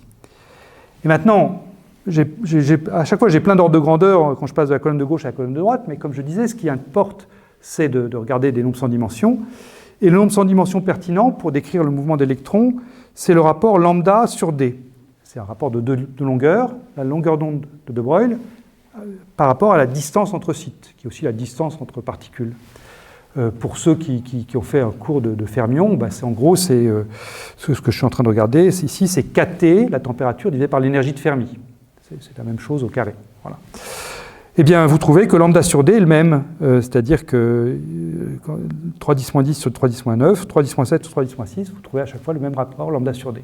Donc, même si j'ai plein d'ordres de grandeur entre les masses, les températures et tout ça, quand je me ramène à un problème sans dimension, quand j'écris mes équations de mouvement adimensionnées, eh bien, ça va être les mêmes équations de mouvement avec le même domaine de paramètres pour mes électrons ici et pour mes atomes là. Et donc, comme ça, on peut étudier des transitions intéressantes qui se passent pour la conduction électrique, donc des transitions conducteurs-isolants. Et, comme vous l'avez probablement entendu déjà, un des grands défis de la matière condensée en ce moment, et ça, je dis en ce moment, mais ça traîne depuis 30 ans, c'est la supraconductivité à haute température. Alors, quand on dit haute température, c'est des supraconductivités qui se produisent disons, à une centaine de Kelvin, à peu près. Hein. Donc, de l'ordre de ce que j'ai mis ici. Ça, on a beaucoup de mal à le comprendre. Il y a beaucoup de modèles, mais le problème est loin d'être résolu. Et donc, une des questions qui reste ouverte, c'est est-ce que les atomes froids peuvent apporter leur pierre à l'édifice de la compréhension de la supraconductivité à haute température? C'est-à-dire que est-ce qu'on peut utiliser ces atomes froids comme un simulateur, au sens de Feynman, qui permettrait de valider ou d'invalider certains modèles pour la supraconductivité? Alors, un modèle qui est très, très populaire, c'est le modèle de Hubbard. Le modèle de Hubbard, c'est un modèle très simple. C'est un modèle où vous avez donc le réseau périodique pour vos électrons dans votre supraconducteur potentiel, vous limitez à un état orbital par site, et sur chaque état, donc sur chaque site, vous pouvez mettre donc un électron avec un spin vers le haut, et puis éventuellement un électron avec un spin vers le bas. Donc vous avez des sites qui ne sont pas occupés comme celui-là, vous avez des sites qui sont occupés par un électron, soit vers le bas, soit vers le haut, et puis des sites occupés avec deux électrons, un haut, un bas. Voilà. Et puis les électrons sautent d'un site à l'autre comme ça. Donc c'est un modèle qui a l'air très simple. Hein. Les électrons dans ce modèle n'interagissent que s'ils sont sur le même site. Et on a de bonnes raisons de penser que ce modèle, si on savait le résoudre, répondrait à la question de la supraconductivité à haute température critique. Mais le problème, c'est qu'on ne sait pas le résoudre, parce que c'est des électrons, donc c'est compliqué. Il faut antisymétrer les fonctions d'onde, il y a des signes plus, des signes moins, et il faut faire des calculs extrêmement précis pour ne pas faire d'erreur quand on additionne des termes positifs et des termes négatifs. Donc ce modèle, on ne sait pas encore le résoudre. Néanmoins, on a des hypothèses sur ce que ce modèle doit fournir. C'est ce que j'ai représenté ici. Vous avez ici un axe qui est la température, et ce qui est proposé comme solution de ce modèle, c'est ça. C'est quand vous êtes à haute température, finalement vous avez des choses désordonnées. Puis quand vous baissez la température, vous atteignez, je me promène sur cet axe, je vous dirai tout à l'heure ce qui est en axe X. Quand je me promène sur cet axe, ce que vous atteignez ici, c'est ce que j'ai appelé AF, c'est une phase antiferromagnétique. C'est-à-dire que là, je me suis mis dans une situation où j'ai autant d'électrons que de sites dans mon réseau, et la phase ordonnée antiferromagnétique qui se produit là, c'est une phase où vous avez alternance de spin vers le haut, spin vers le bas, spin vers le haut, spin vers le bas. Donc vous avez une sorte damier, si vous voulez, qui se forme, où un spin vers le haut en rouge est toujours entouré par des spins d'atomes vers le bas, ici, ici et ici. Voilà. Donc ça, c'est ce qui est prédit et ce qui est bien vu expérimentalement. Et ce qu'on pense, donc, c'est que ce modèle de Hubbard, ensuite, si vous mettez du dopage, alors du dopage, ça veut dire quoi? Ça veut dire mettre quelques trous, c'est-à-dire vous allez enlever quelques électrons parmi tout cela. Eh bien, si vous mettez du dopage, vous atteignez cette phase SC, c'est-à-dire supraconducteur. Voilà, donc on aimerait valider ce diagramme de phase, mais encore une fois, c'est trop difficile à calculer sur un ordinateur. Donc la question, c'est est-ce qu'avec nos atomes froids, nos atomes qui bougent dans les boîtes à eux, est-ce qu'on peut reproduire ce diagramme-là? Alors je vous donne tout de suite la réponse, on ne sait pas encore le faire. Ce qu'on sait faire, c'est on sait descendre comme ça, mais pour l'instant, on est quelque part par ici.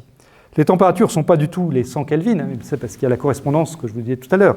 On est à quelques nanokelvin ou quelques dizaines de nanokelvin, mais on n'est pas descendu assez froid pour ensuite mettre du dopage et arriver ici. Mais je vous donne l'état de l'art, donc une publication qui a déjà quelques années. Donc ça, c'est fait avec des atomes fermioniques, donc c'est du lithium-6, spin demi-entier, donc on a spin plus et spin moins ici. Donc ça, c'est une photo du gaz sur ce réseau carré, ici. Et puis, on peut faire une analyse en spin, c'est-à-dire là, on ne distingue pas les spins plus et les spins moins, mais si on fait une analyse plus fouillée, on va regarder où sont les atomes de spin plus ou les atomes de spin moins. Eh bien, on peut vérifier qu'effectivement, quand vous avez un atome de spin plus à un endroit, eh bien, il est toujours entouré, entre proches voisins, d'atomes de spin moins. Et puis, quand vous prenez un atome de spin plus toujours et que vous regardez sur la diagonale, eh bien là, vous retrouvez un atome de même spin. Donc, si je reviens à mon diagramme qui était ici, on voit bien cette transition, on se balade sur l'axe ici, on voit bien cette transition-là, mais pour l'instant, si on met un dopage, on n'aboutit pas encore à la phase supraconductrice pressentie, encore une fois, puisque ce n'est pas vraiment une prédiction ferme, puisqu'on ne sait pas résoudre le modèle.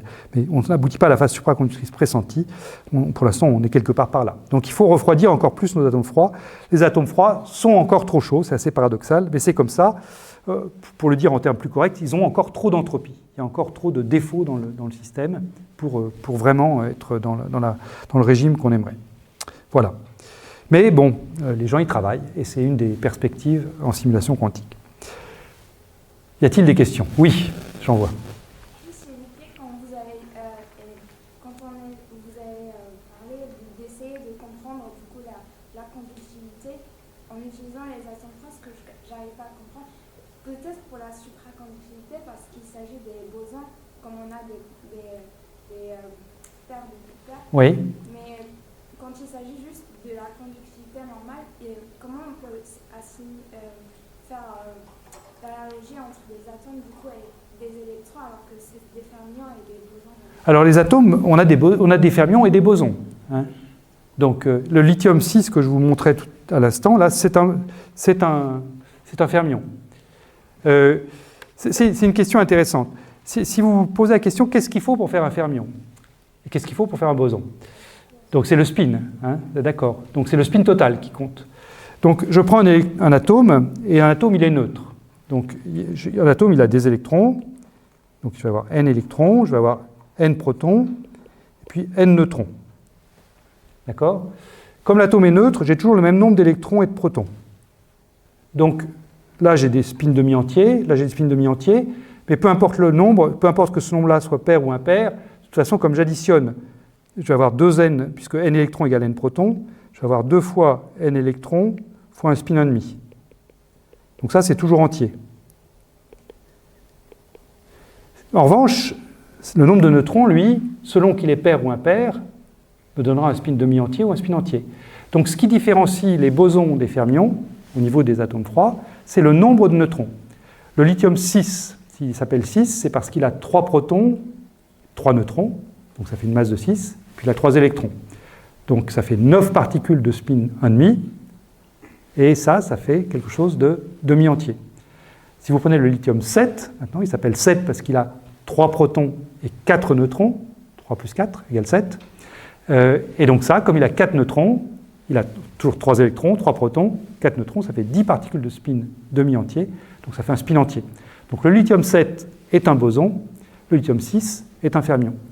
Tout à l'heure, quand je vous ai décrit la condensation de Bose-Einstein, je vous l'ai décrite sur du rubidium, qui est un spin entier, donc tout allait bien. Mais si j'avais pris un isotope du rubidium qui avait un spin demi-entier, je n'aurais pas pu du tout voir la photo du condensat de Bose-Einstein. Ça n'aurait pas marché. J'aurais pu éventuellement faire des paires de Cooper comme en supra, mais c'est une autre histoire. Très bonne question. Il y avait une autre question par là? Oui? Je crois que ma question n'a pas de sens, mais pour ce genre de simulation, est-ce qu'on peut essayer des logiciels du genre VASP avec la DFT et tout? Vous pouvez en avoir? Des logiciels du genre VASP. Alors. C'est un code ab initio density functional theory, non? Ah oui, d'accord. Alors, pour autant que je sache, le problème c'est des fortes corrélations. Là. Donc, les systèmes qui sont relativement faiblement corrélés, ça on sait bien faire. Il y a aussi la DMFT, Unsimid Field Theory, des choses comme ça, on sait bien faire. Mais dès que vous avez des corrélations fortes dans les particules, c'est là que ça devient difficile. Voilà. Donc, voilà. Je ne sais pas l'état de l'art, finalement, lequel est entre les diagonalisations exactes et puis les logiciels de type Density Functional Theory ou DMFT. On est toujours sur un moyen avec des corrélations fortes. Oui, oui. Oui, c'est ça, tu connais ça nettement mieux que moi, oui. Oui. Vous avez parlé de dopage on essaie de doper et pour retrouver la supraconductivité. Oui, dès que je vais mettre quelques trous, mais là encore, dès que je vais mettre quelques trous, si je mets une lacune, par exemple, si j'enlève cet atome-là, eh bien, je vais pouvoir avoir un mouvement de particules. Mais ce que j'ai pas compris, c'est que vous essayez de le faire expérimentalement ou en simulation, le dopage en lui-même? Ah ben, on peut le faire expérimentalement. Et comment ça se fait? Oh ben, il suffit de prendre un réseau qui n'est pas complètement plein dans cette image-là. Ouais, d'ailleurs, là, il y en a, mais ça, c'est pas intentionnel. Vous voyez, il y a des trous là, dans ces endroits-là. Ça, c'est trop dopé, finalement. C'est pas bon. Ce qu'il faudrait, c'est vraiment d'abord partir de quelque chose de presque parfait et puis ensuite enlever sélectivement quelques atomes. Mais le dopage, c'est simplement ça. C'est soit doper en particules, c'est-à-dire mettre de temps en temps un peu plus qu'une particule par site, ou alors un tout petit peu moins qu'une particule par site. Mais il faut le mettre de manière contrôlée et pas ici avec toutes ces imperfections. Là, l'entropie est relativement grande, là, quand on voit ça. Oui? Dans la simulation de la conductivité, Oui. vous pouvez mettre les atomes soit dans les nœuds, soit dans les vents Oui. du piégeage. Est-ce qu'il y a plus un avantage de mettre dans les nœuds ou dans les vents, ou c'est équivalent? Oui, c'est une bonne question aussi, mais je dirais, quand ils sont dans les nœuds, il y a probablement un peu moins de lumière, enfin il y a moins de lumière, donc il y a peut-être moins de risque d'émission spontanée, mais on prend les lasers dont on dispose, je dirais. C'est, voilà, oui. C'est pas très important, je dirais, pour nous. Vous aviez une question, oui. Alors, on avait même deux, mais il y en a une là-haut. Ah bon, d'accord. Non, juste l'amplitude sur les vents, elle varie au cours du temps. Donc la boîte à eux, elle est pas. Oui, mais elle varie très très vite. Elle varie à une fréquence optique à distance 15 Hz. Donc ça, l'atome, il moyenne complètement. C'est-à-dire qu'il est son... Oui, voilà. C'est pas... Oui. On serait à fréquence beaucoup plus basse, ce serait un problème, effectivement, mais dans ce type d'expérience, c'est distance 15 Hz, l'atome moyenne tout. Oui. C'est pour ça que j'avais mis une barre sur mon E carré. J'avais un E carré de T, j'avais mis une barre dessus pour dire que je moyennais sur le temps l'oscillation. Merci pour la question. Oui, là-bas. J'ai une question. Vous dites là qu'à l'heure actuelle, les atomes sont toujours trop chauds. Oui. Pour l'instant, vous nous avez présenté deux méthodes. La première est limitée par le recul aléatoire de l'émission de photons. Et le deuxième est limité, c'est un peu comme quand on souffle sur sa soupe. Oui, exactement. Oui. Donc on est un peu limité par la soupe. Ben oui. C'est pour ça que l'article date de 2016 et que je n'ai rien de mieux à vous donner. Donc ce qu'on essaie de faire, encore une fois le on est un on communautaire, c'est essayer de faire des formes de pièges ici qui soient un petit peu rusées, du type comme ça, pour essayer d'aller mettre l'entropie plutôt ici et garder quelque chose ici de très basse entropie. C'est-à-dire essayer de faire une sorte d'ingénierie intelligente du désordre, pour que le désordre aille se mettre plutôt à des endroits où on ne va pas regarder, et puis avoir localement au moins quelque chose qui est quasi parfait. Parce qu'effectivement, le refroidissement, il a donné ce qu'il pouvait, et on bute là-dessus. Oui. Et l'article date de 2016 et on est en 2022. Oui. Est-ce qu'on est capable de mettre de l'information sur ces atomes piégés? Alors, ce sera une diapositive qui va venir un peu plus tard. Bientôt, rassurez-vous, je ne vais pas vous garder jusqu'à 8h du soir. Oui, alors, la mettre là-dedans, c'est difficile, mais sur ce qu'on appelle des pinces optiques, oui. Donc, j'aurai une diapo sur les pinces optiques et on pourra revenir sur votre question ensuite, si vous voulez. Mais c'est effectivement un beau défi de mettre de l'information, de les utiliser comme support d'information, pas seulement comme particules mobiles, mais comme support d'information. Ouais. Je regarde s'il y a d'autres questions. Moi, c'était donc, du coup par rapport à justement à observer cette supra simulée. Oui. Justement, il y a ce phénomène de paire de Cooper qui, de ma compréhension, apparaissent parce qu'il y a une interaction entre les électrons et la maille, en fait. Et est-ce que du coup, on est capable de reproduire ces interactions matière-matière avec notre lumière? Alors, oui, donc, phénomène de paire de Cooper, là, on oublie le réseau optique, on met les particules dans une boîte, et on réalise donc un gaz de Fermi avec spin up et spin down dans un potentiel plat, hein, c'est ça le plus simple. Donc là, effectivement, on sait manipuler la force de l'interaction entre spin haut et spin bas, et on sait réaliser des paires de Cooper, c'est le régime BCS, lui habituel, je dirais, le régime de la supra BCS, comme par Dean Cooper-Schrieffer, comme il est bien compris. Ce qu'on sait faire aussi, c'est, ça a beaucoup occupé il y a une dizaine d'années la communauté, c'était, comme on sait manipuler la force d'interaction entre spin haut et spin bas, on s'est passé du régime vraiment de paire de Cooper où l'appariement se fait dans l'espace des impulsions, c'est-à-dire à la surface de Fermi, entre plus K et moins K, où on augmente la force d'interaction pour qu'elle atteigne ce qu'on appelle le régime unitaire, c'est la force d'interaction les plus fortes possibles dans le cas de la mécanique quantique.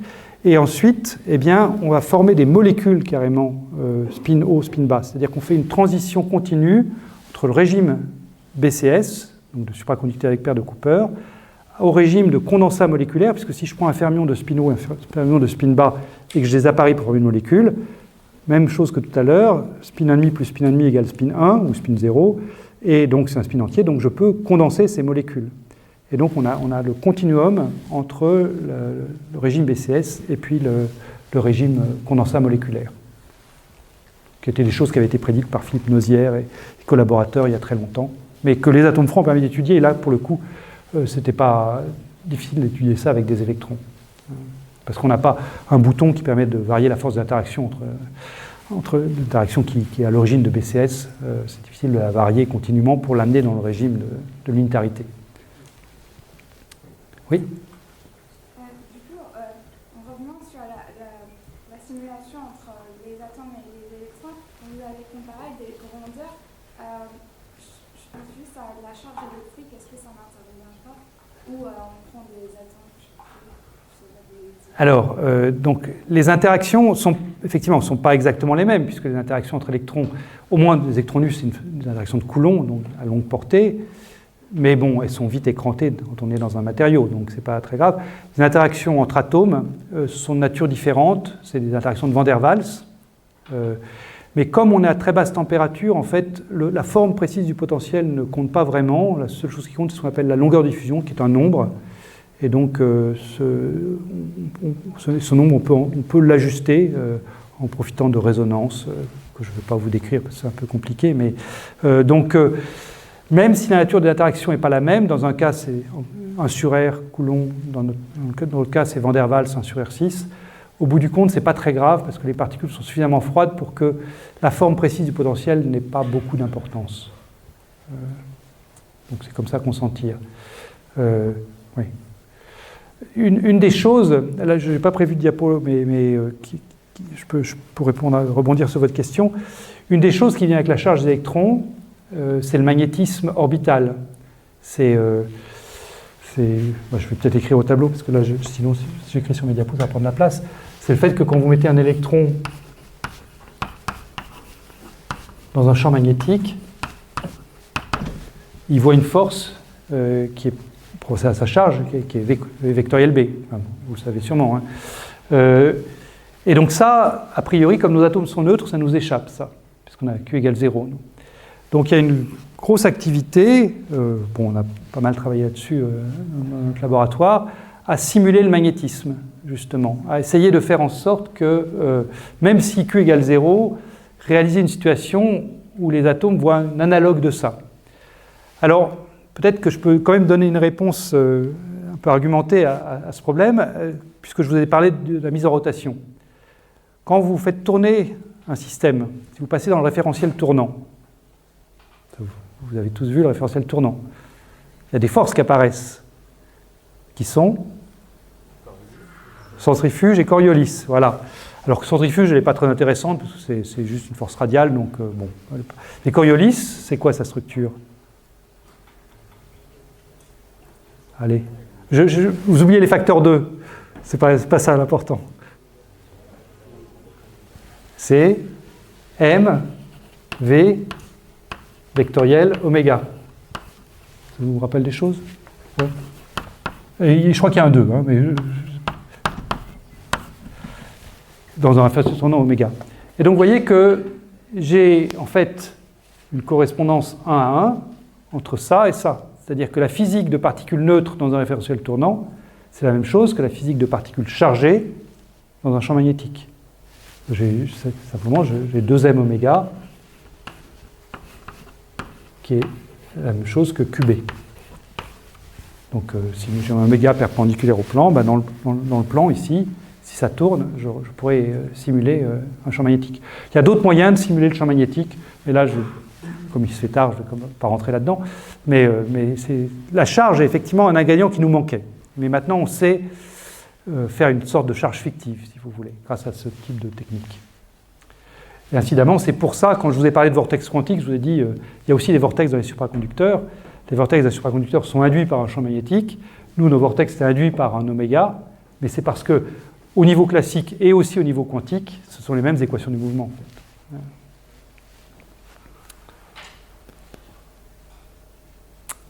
D'autres questions? Non? Bon, quelle heure il est? Oui, alors bon, je vais peut-être probablement sauter comme une partie là. Je vous dirais bien à Jérôme, pour ceux qui le voient, que je voulais décrire quelque chose qu'on a fait ensemble, mais il faut quand même que j'avance un tout petit peu, enfin que j'avance, que je conclue plutôt. Et pour conclure, ce que je veux vous dire, c'est vers un vrai ordinateur quantique avec les atomes froids. Voilà. Ça va être très bref. Hein. On pourra revenir à d'autres questions plus générales après. Alors, la simulation quantique, c'est un des thèmes, donc. Et si vous allez lire les programmes de l'Union européenne, il y a plusieurs piliers. Il y a un programme quantique qui se appelle un flagship quantique. Et il y a plusieurs piliers. Donc il y a un pilier sur la métrologie, un pilier sur les communications et la cryptographie quantique. Il y a donc un pilier sur la simulation quantique et puis un pilier sur l'ordinateur quantique. Alors l'ordinateur quantique, c'est plus futuriste. Hein. On n'a pas encore d'ordinateur quantique à disposition et personne ne sait si on en aura un à jour. Je crois que certains d'entre vous ont suivi des options sur l'information quantique, donc je ne vais pas reparaphraser ce que vous avez appris dans votre option. En plus, je vais le faire très vite, mais l'idée, c'est juste de se dire, donc, dans un ordinateur classique, ben, vous avez des bits qui peuvent être donc, des éléments d'information qui valent 0 ou 1, et l'ordinateur quantique, c'est finalement tirer parti du fait que quand on passe de la physique classique à la physique quantique, on remplace le ou, 0 ou 1, par un et, 0 et 1. C'est-à-dire qu'on peut être dans une superposition cohérente de 0 et de 1. Et donc, si j'ai un registre comme ça avec grand N bits, qubits, eh bien, je peux préparer mon registre a priori dans une superposition de tous les qubits pointant vers le haut, et puis 1 pointant vers le bas et n-1 vers le haut, etc. Et j'ai comme ça 2 puissance n états possibles. Et ces 2 puissance n états peuvent être en quelque sorte... je peux préparer une superposition de ces 2 puissance n états de manière cohérente. Donc je peux encoder comme ça des nombres C1, C2, C2 puissance n. Et si vous prenez n égale 100 déjà, quand vous avez 2 puissance 100, la simple écriture de tout ça, c'est absolument impossible sur les ordinateurs disponibles. Donc c'est a priori une ressource pour stocker et pour processer l'information absolument redoutable. Et donc si on savait maintenir la cohérence entre ces différents états, tout en effectuant des opérations logiques individuelles sur les qubits, et ça nous ramène à une des questions qui a été posée il n'y a pas longtemps, eh bien, on pourrait avoir comme ça un gain considérable sur certains algorithmes. Je crois que vous avez vu l'algorithme de Shor, donc vous en savez autant que moi. Voilà. Il n'y en a pas beaucoup, des algorithmes où on passe de l'exponentiel au polynomial. Donc l'algorithme de Shor est l'exemple, le paradigme.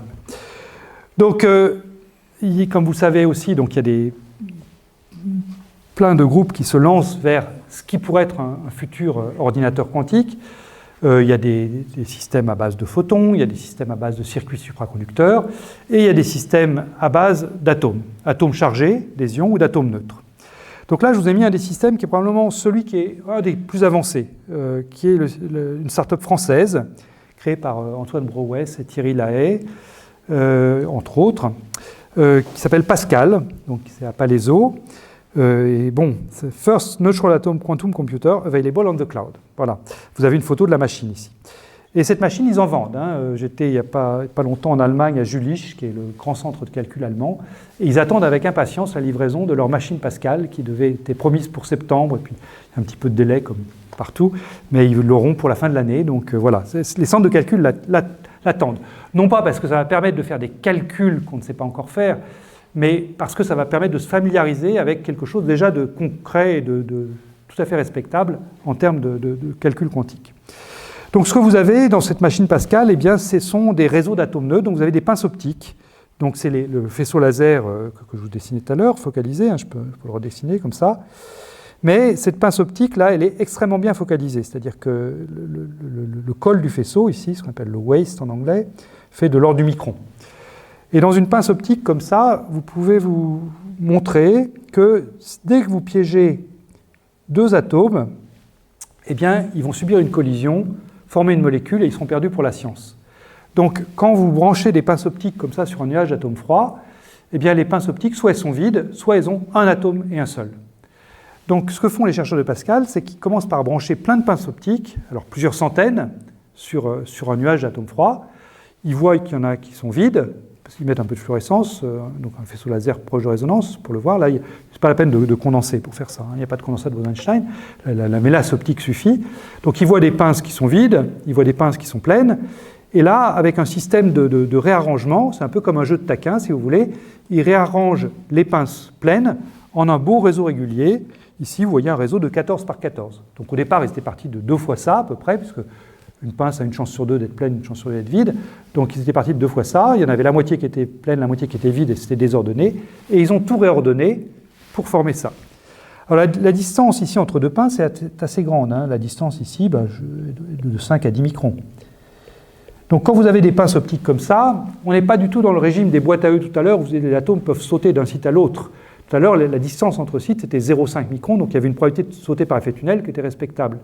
Mais comme vous savez, l'effet tunnel, il y a une exponentielle dedans, et quand vous changez un quotient d'une exponentielle, quand vous faites passer de puissance moins 3 à puissance moins 30, facteur 10, on ne s'en remet pas. Hein. Donc là, il n'y a pas de passage par effet tunnel d'une pince à l'autre. Donc chaque pince est occupée par un atome, et ce qu'on va faire, c'était la réponse à une question, c'est là qu'on va coder l'information dans chaque atome. C'est-à-dire qu'un atome peut être dans son état fondamental ou un état excité, et on peut à volonté aller exciter cet atome-ci, celui-là et celui-là, et regarder ce qui se passe. Et ce qui est intéressant, c'est qu'on peut prendre des états excités qui sont des états vraiment très excités, ce qu'on appelle les états de Rydberg, donc l'électron périphérique est mis sur un état de n très élevé. Hein. Le n, donc c'est le nombre quantique principal, il peut valoir quelque chose entre 50 et 100 dans ces expériences, ce qui fait que deux états de Rydberg, quand ils sont même à 10 microns l'un de l'autre, peuvent interagir fortement, parce que les électrons, donc ça a des dipôles très grands, et l'interaction dipôle-dipôle entre les atomes devient très grande. Donc les atomes sont fixes, mais l'excitation de Rydberg peut sauter d'un site à un site voisin. Et donc on peut avec ça fabriquer des portes logiques, c'est-à-dire dire par exemple, eh bien cet atome-ci va basculer de 0 à 1 si et seulement si cet atome-là est dans l'état fondamental, donc c'est une porte contrôlée à 2 bits qui est la brique de base d'un ordinateur, et on peut comme ça espérer un jour avoir un ordinateur qui surpassera les ordinateurs classiques. Alors, on peut faire sur cette machine un vrai ordinateur avec des portes comme ça, on peut aussi faire de la simulation, donc pour la simulation elle est tout à fait opérationnelle.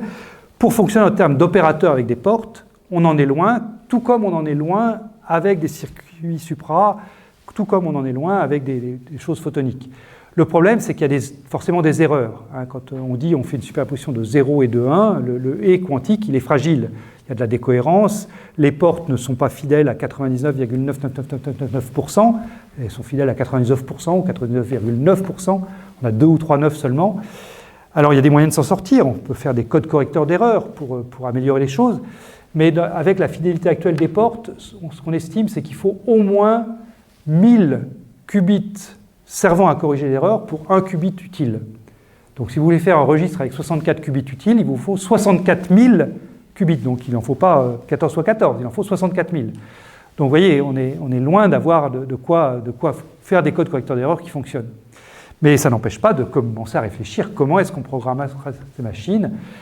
Et puis, ça peut être déjà un très, très grand pas. Et ce qui est même intéressant, c'est que le simple fait de penser quantique, c'est-à-dire de se dire, si j'avais un ordinateur quantique, quels seraient les algorithmes qui seraient robustes, et comment je le ferais, ça permet d'améliorer considérablement les ordinateurs classiques. Je ne sais pas si vous aviez suivi il y a 2 ans quand Google a annoncé la suprématie quantique pour un algorithme qui faisait rien d'intéressant, mais il faisait quelque chose néanmoins. Et il dit, Google disait, avec l'état de l'art, ce que l'ordinateur a fait, mon ordinateur quantique a fait, il aurait fallu des centaines d'années, voire peut-être même plus, à le faire pour les algorithmes classiques. Et IBM, le concurrent direct, 3 jours après, a dit, oui, mais ça y est, on a trouvé un programme qui le fait en 3 heures. Donc le fait de penser quantique permet d'améliorer beaucoup l'algorithmique classique. Donc même si l'ordinateur quantique ne voit jamais le jour en tant que tel, ce sera quand même intéressant parce qu'on fait des progrès sur la manière de concevoir les programmes. Donc c'est bien. Voilà. Et bien ça, je crois que ça termine ce que je voulais vous dire. Il est 8h moins le quart. Donc je pense que je peux vous dire merci d'avoir patienté jusque-là. Merci.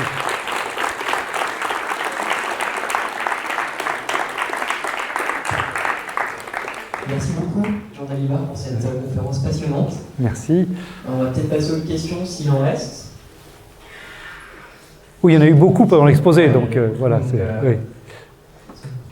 Donc tout le monde est fatigué. J'en vois une au moins. 2. Ah, ouais. Oui. Vous avez dit qu'il y avait 64 000 qubits pour corriger les erreurs ou beaucoup plus. À la louche, c'est un facteur 1000, quoi, oui. Est-ce qu'on ne pourrait pas effectuer le même programme 1000 fois? Parce que si c'est plus vite qu'un ordinateur normal, on peut dire que si notre temps est exponentiel normalement et que ça diminue énormément, on peut exécuter 1000 fois et ça nous économise. Oui, mais ce ne sera pas 1000 fois, parce que les erreurs se propagent, donc ce sera bien plus que ça. Effectivement, souvent les résultats des algorithmes quantiques sont de toute façon probabilistes. Donc par nature même, il faut réaliser le calcul plusieurs fois. Et on peut effectivement corriger certaines erreurs en faisant tourner plus. Mais quand il s'agit de fidélité de porte comme ça, ce ne sera pas 1000, ce sera un nombre de fois qui sera irréaliste. Il faudrait prendre un exemple précis pour être plus concret, mais on ne peut pas s'en sortir comme ça, ce serait trop beau. C'est bien essayé. Il y avait une autre question, oui. Je me posais une question par rapport aux horloges atomiques. Oui. Par rapport aux horloges atomiques, vous avez parlé du coup des horloges optiques qui auraient une précision 1000 fois supérieure oui. à celle en micro-ondes. Oui. Et notamment que pour les nuages d'atomes que vous manipuliez, qu'on pouvait du coup mesurer les différences entre l'écoulement du temps aux différents points oui. du nuage d'atomes. Oui. Et du coup, pour le fonctionnement d'une horloge atomique et pour mesurer le temps, est-ce que cette différence d'écoulement du temps ne va pas poser problème quand on fait des tranches et tout? Est-ce qu'il ne faut pas du coup une précision encore plus importante sur l'épaisseur des tranches? Vous avez raison. En fait, ce qu'on va faire avec ces horloges-là, ce sera de la géodésie, c'est-à-dire qu'on mesurera une altitude. C'est essentiellement ça qu'on fera. En dehors des tests de physique, c'est quand le temps dépend aussi crucialement de la hauteur, pour avoir ce temps à 10-19, effectivement, il faudra découper les tranches et puis dire j'ai le temps de cette tranche et le temps de cette tranche, parce que autrement on brouillera les franges, quoi, les franges d'interférence qui sont à la base de ces horloges. Donc on fait de la géodésie, voilà, c'est essentiellement ça, on mesure le champ de pesanteur. Oui. Ce qui pose un problème d'ailleurs sur ce que sera la définition du temps avec les horloges.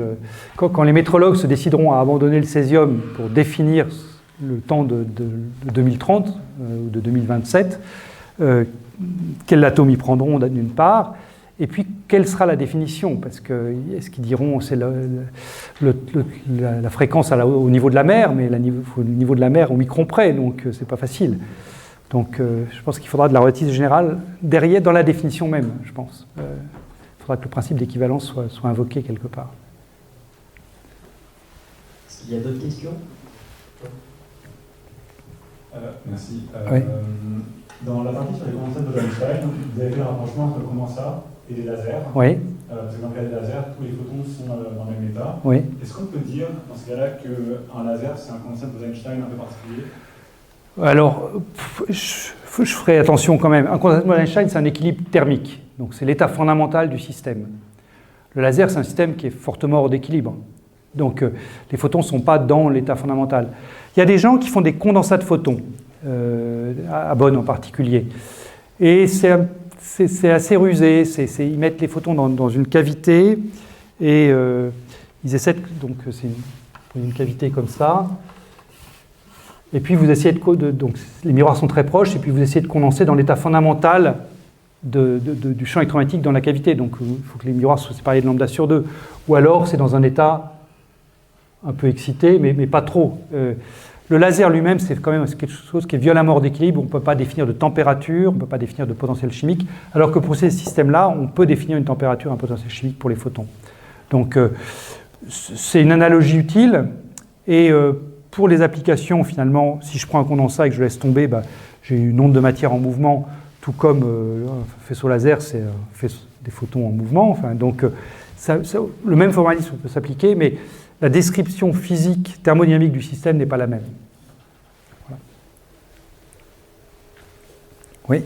Vous avez parlé un petit peu des ordinateurs quantiques, et je veux vous demander si, d'après vous, on se dirige plutôt vers un ordinateur quantique universel qui peut un peu tout faire avec un système complet, quoi, ou plutôt plusieurs ordinateurs qui sont spécialisés dans certains types de calculs. Donc, au final, oui, je pense qu'on fera d'abord la deuxième option, c'est-à-dire les ordinateurs spécialisés. C'est-à-dire qu'un type de calcul pour lequel Pascal est bien adapté, mais d'autres systèmes aussi, c'est ce qu'on appelle finalement de calcul adiabatique. C'est-à-dire que, imaginons que vous ayez un problème un problème difficile, mais dont la réponse peut se formuler en disant c'est l'état fondamental d'un Hamiltonien. C'est-à-dire si je connais l'état fondamental d'un Hamiltonien, j'ai résolu mon problème. Les problèmes du type voyageur du commerce peuvent se mapper, pour parler franglais, sur ce type de questions. Eh bien, imaginons que vous ayez un paramètre lambda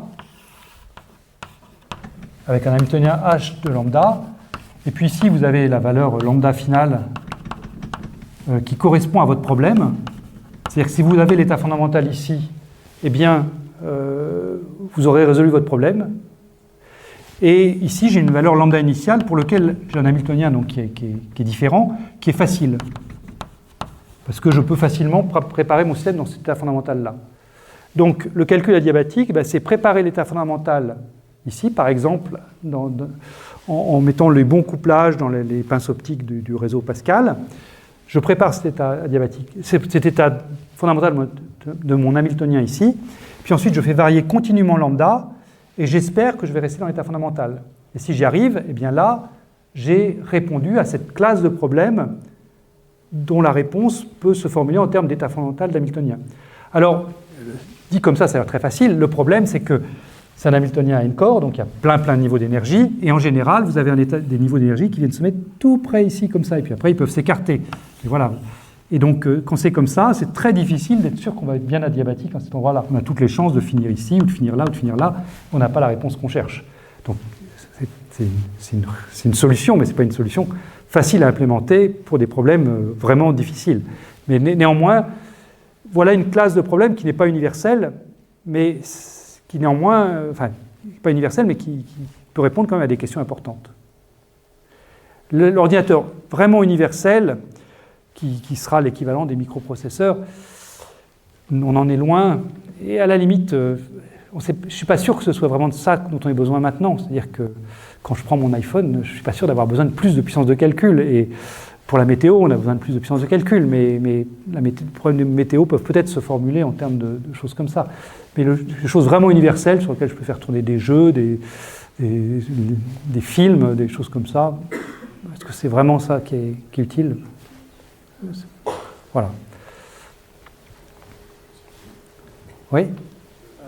Dans ce cas particulier où on part d'un équilibre adiabatique et qu'on veut arriver à un équilibre adiabatique, vous dites qu'un des problèmes, c'est qu'il y a des moments où on a du mal à faire cette transition adiabatique. Est-ce qu'on ne peut pas utiliser un raccourci vers la diabaticité pour, si, tout à fait, vous êtes très savant. Oui, alors c'est une possibilité. En général, le problème, c'est que les raccourcis, les shortcuts diabaticity, les raccourcis, ça nécessite de bien connaître les états pour les dessiner. C'est-à-dire, il ne suffit pas de dire je veux en faire un. Il faut... et justement, c'est ça qu'on ne connaît pas ici. Donc, ce n'est pas toujours gagné. Mais il y a des gens qui regardent ça et sur certains cas particuliers, ils ont pu montrer que c'était utile. On peut aussi faire des systèmes d'intelligence artificielle qui apprennent, qui essayent, qui apprennent, et par des méthodes d'essai et d'erreur, qui trouvent un chemin assez rapide. Mais il faut garantir qu'on est bien dans l'état fondamental à ce moment-là.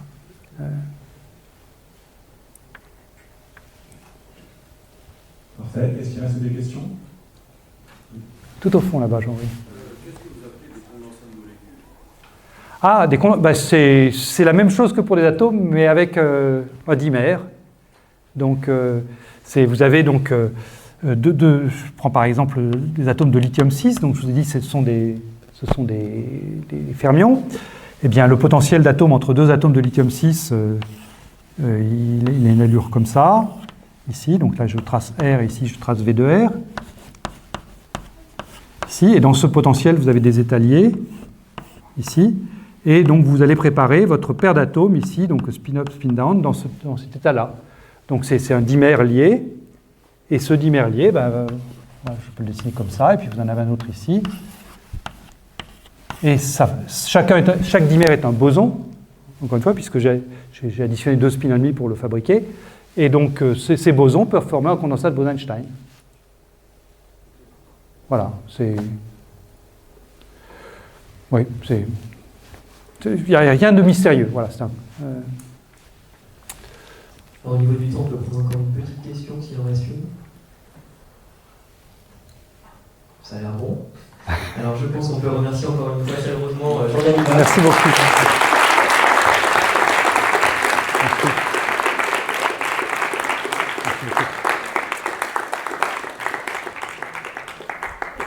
Et merci à vous d'être venus. Absolument. Merci beaucoup pour vos multiples questions et votre intérêt.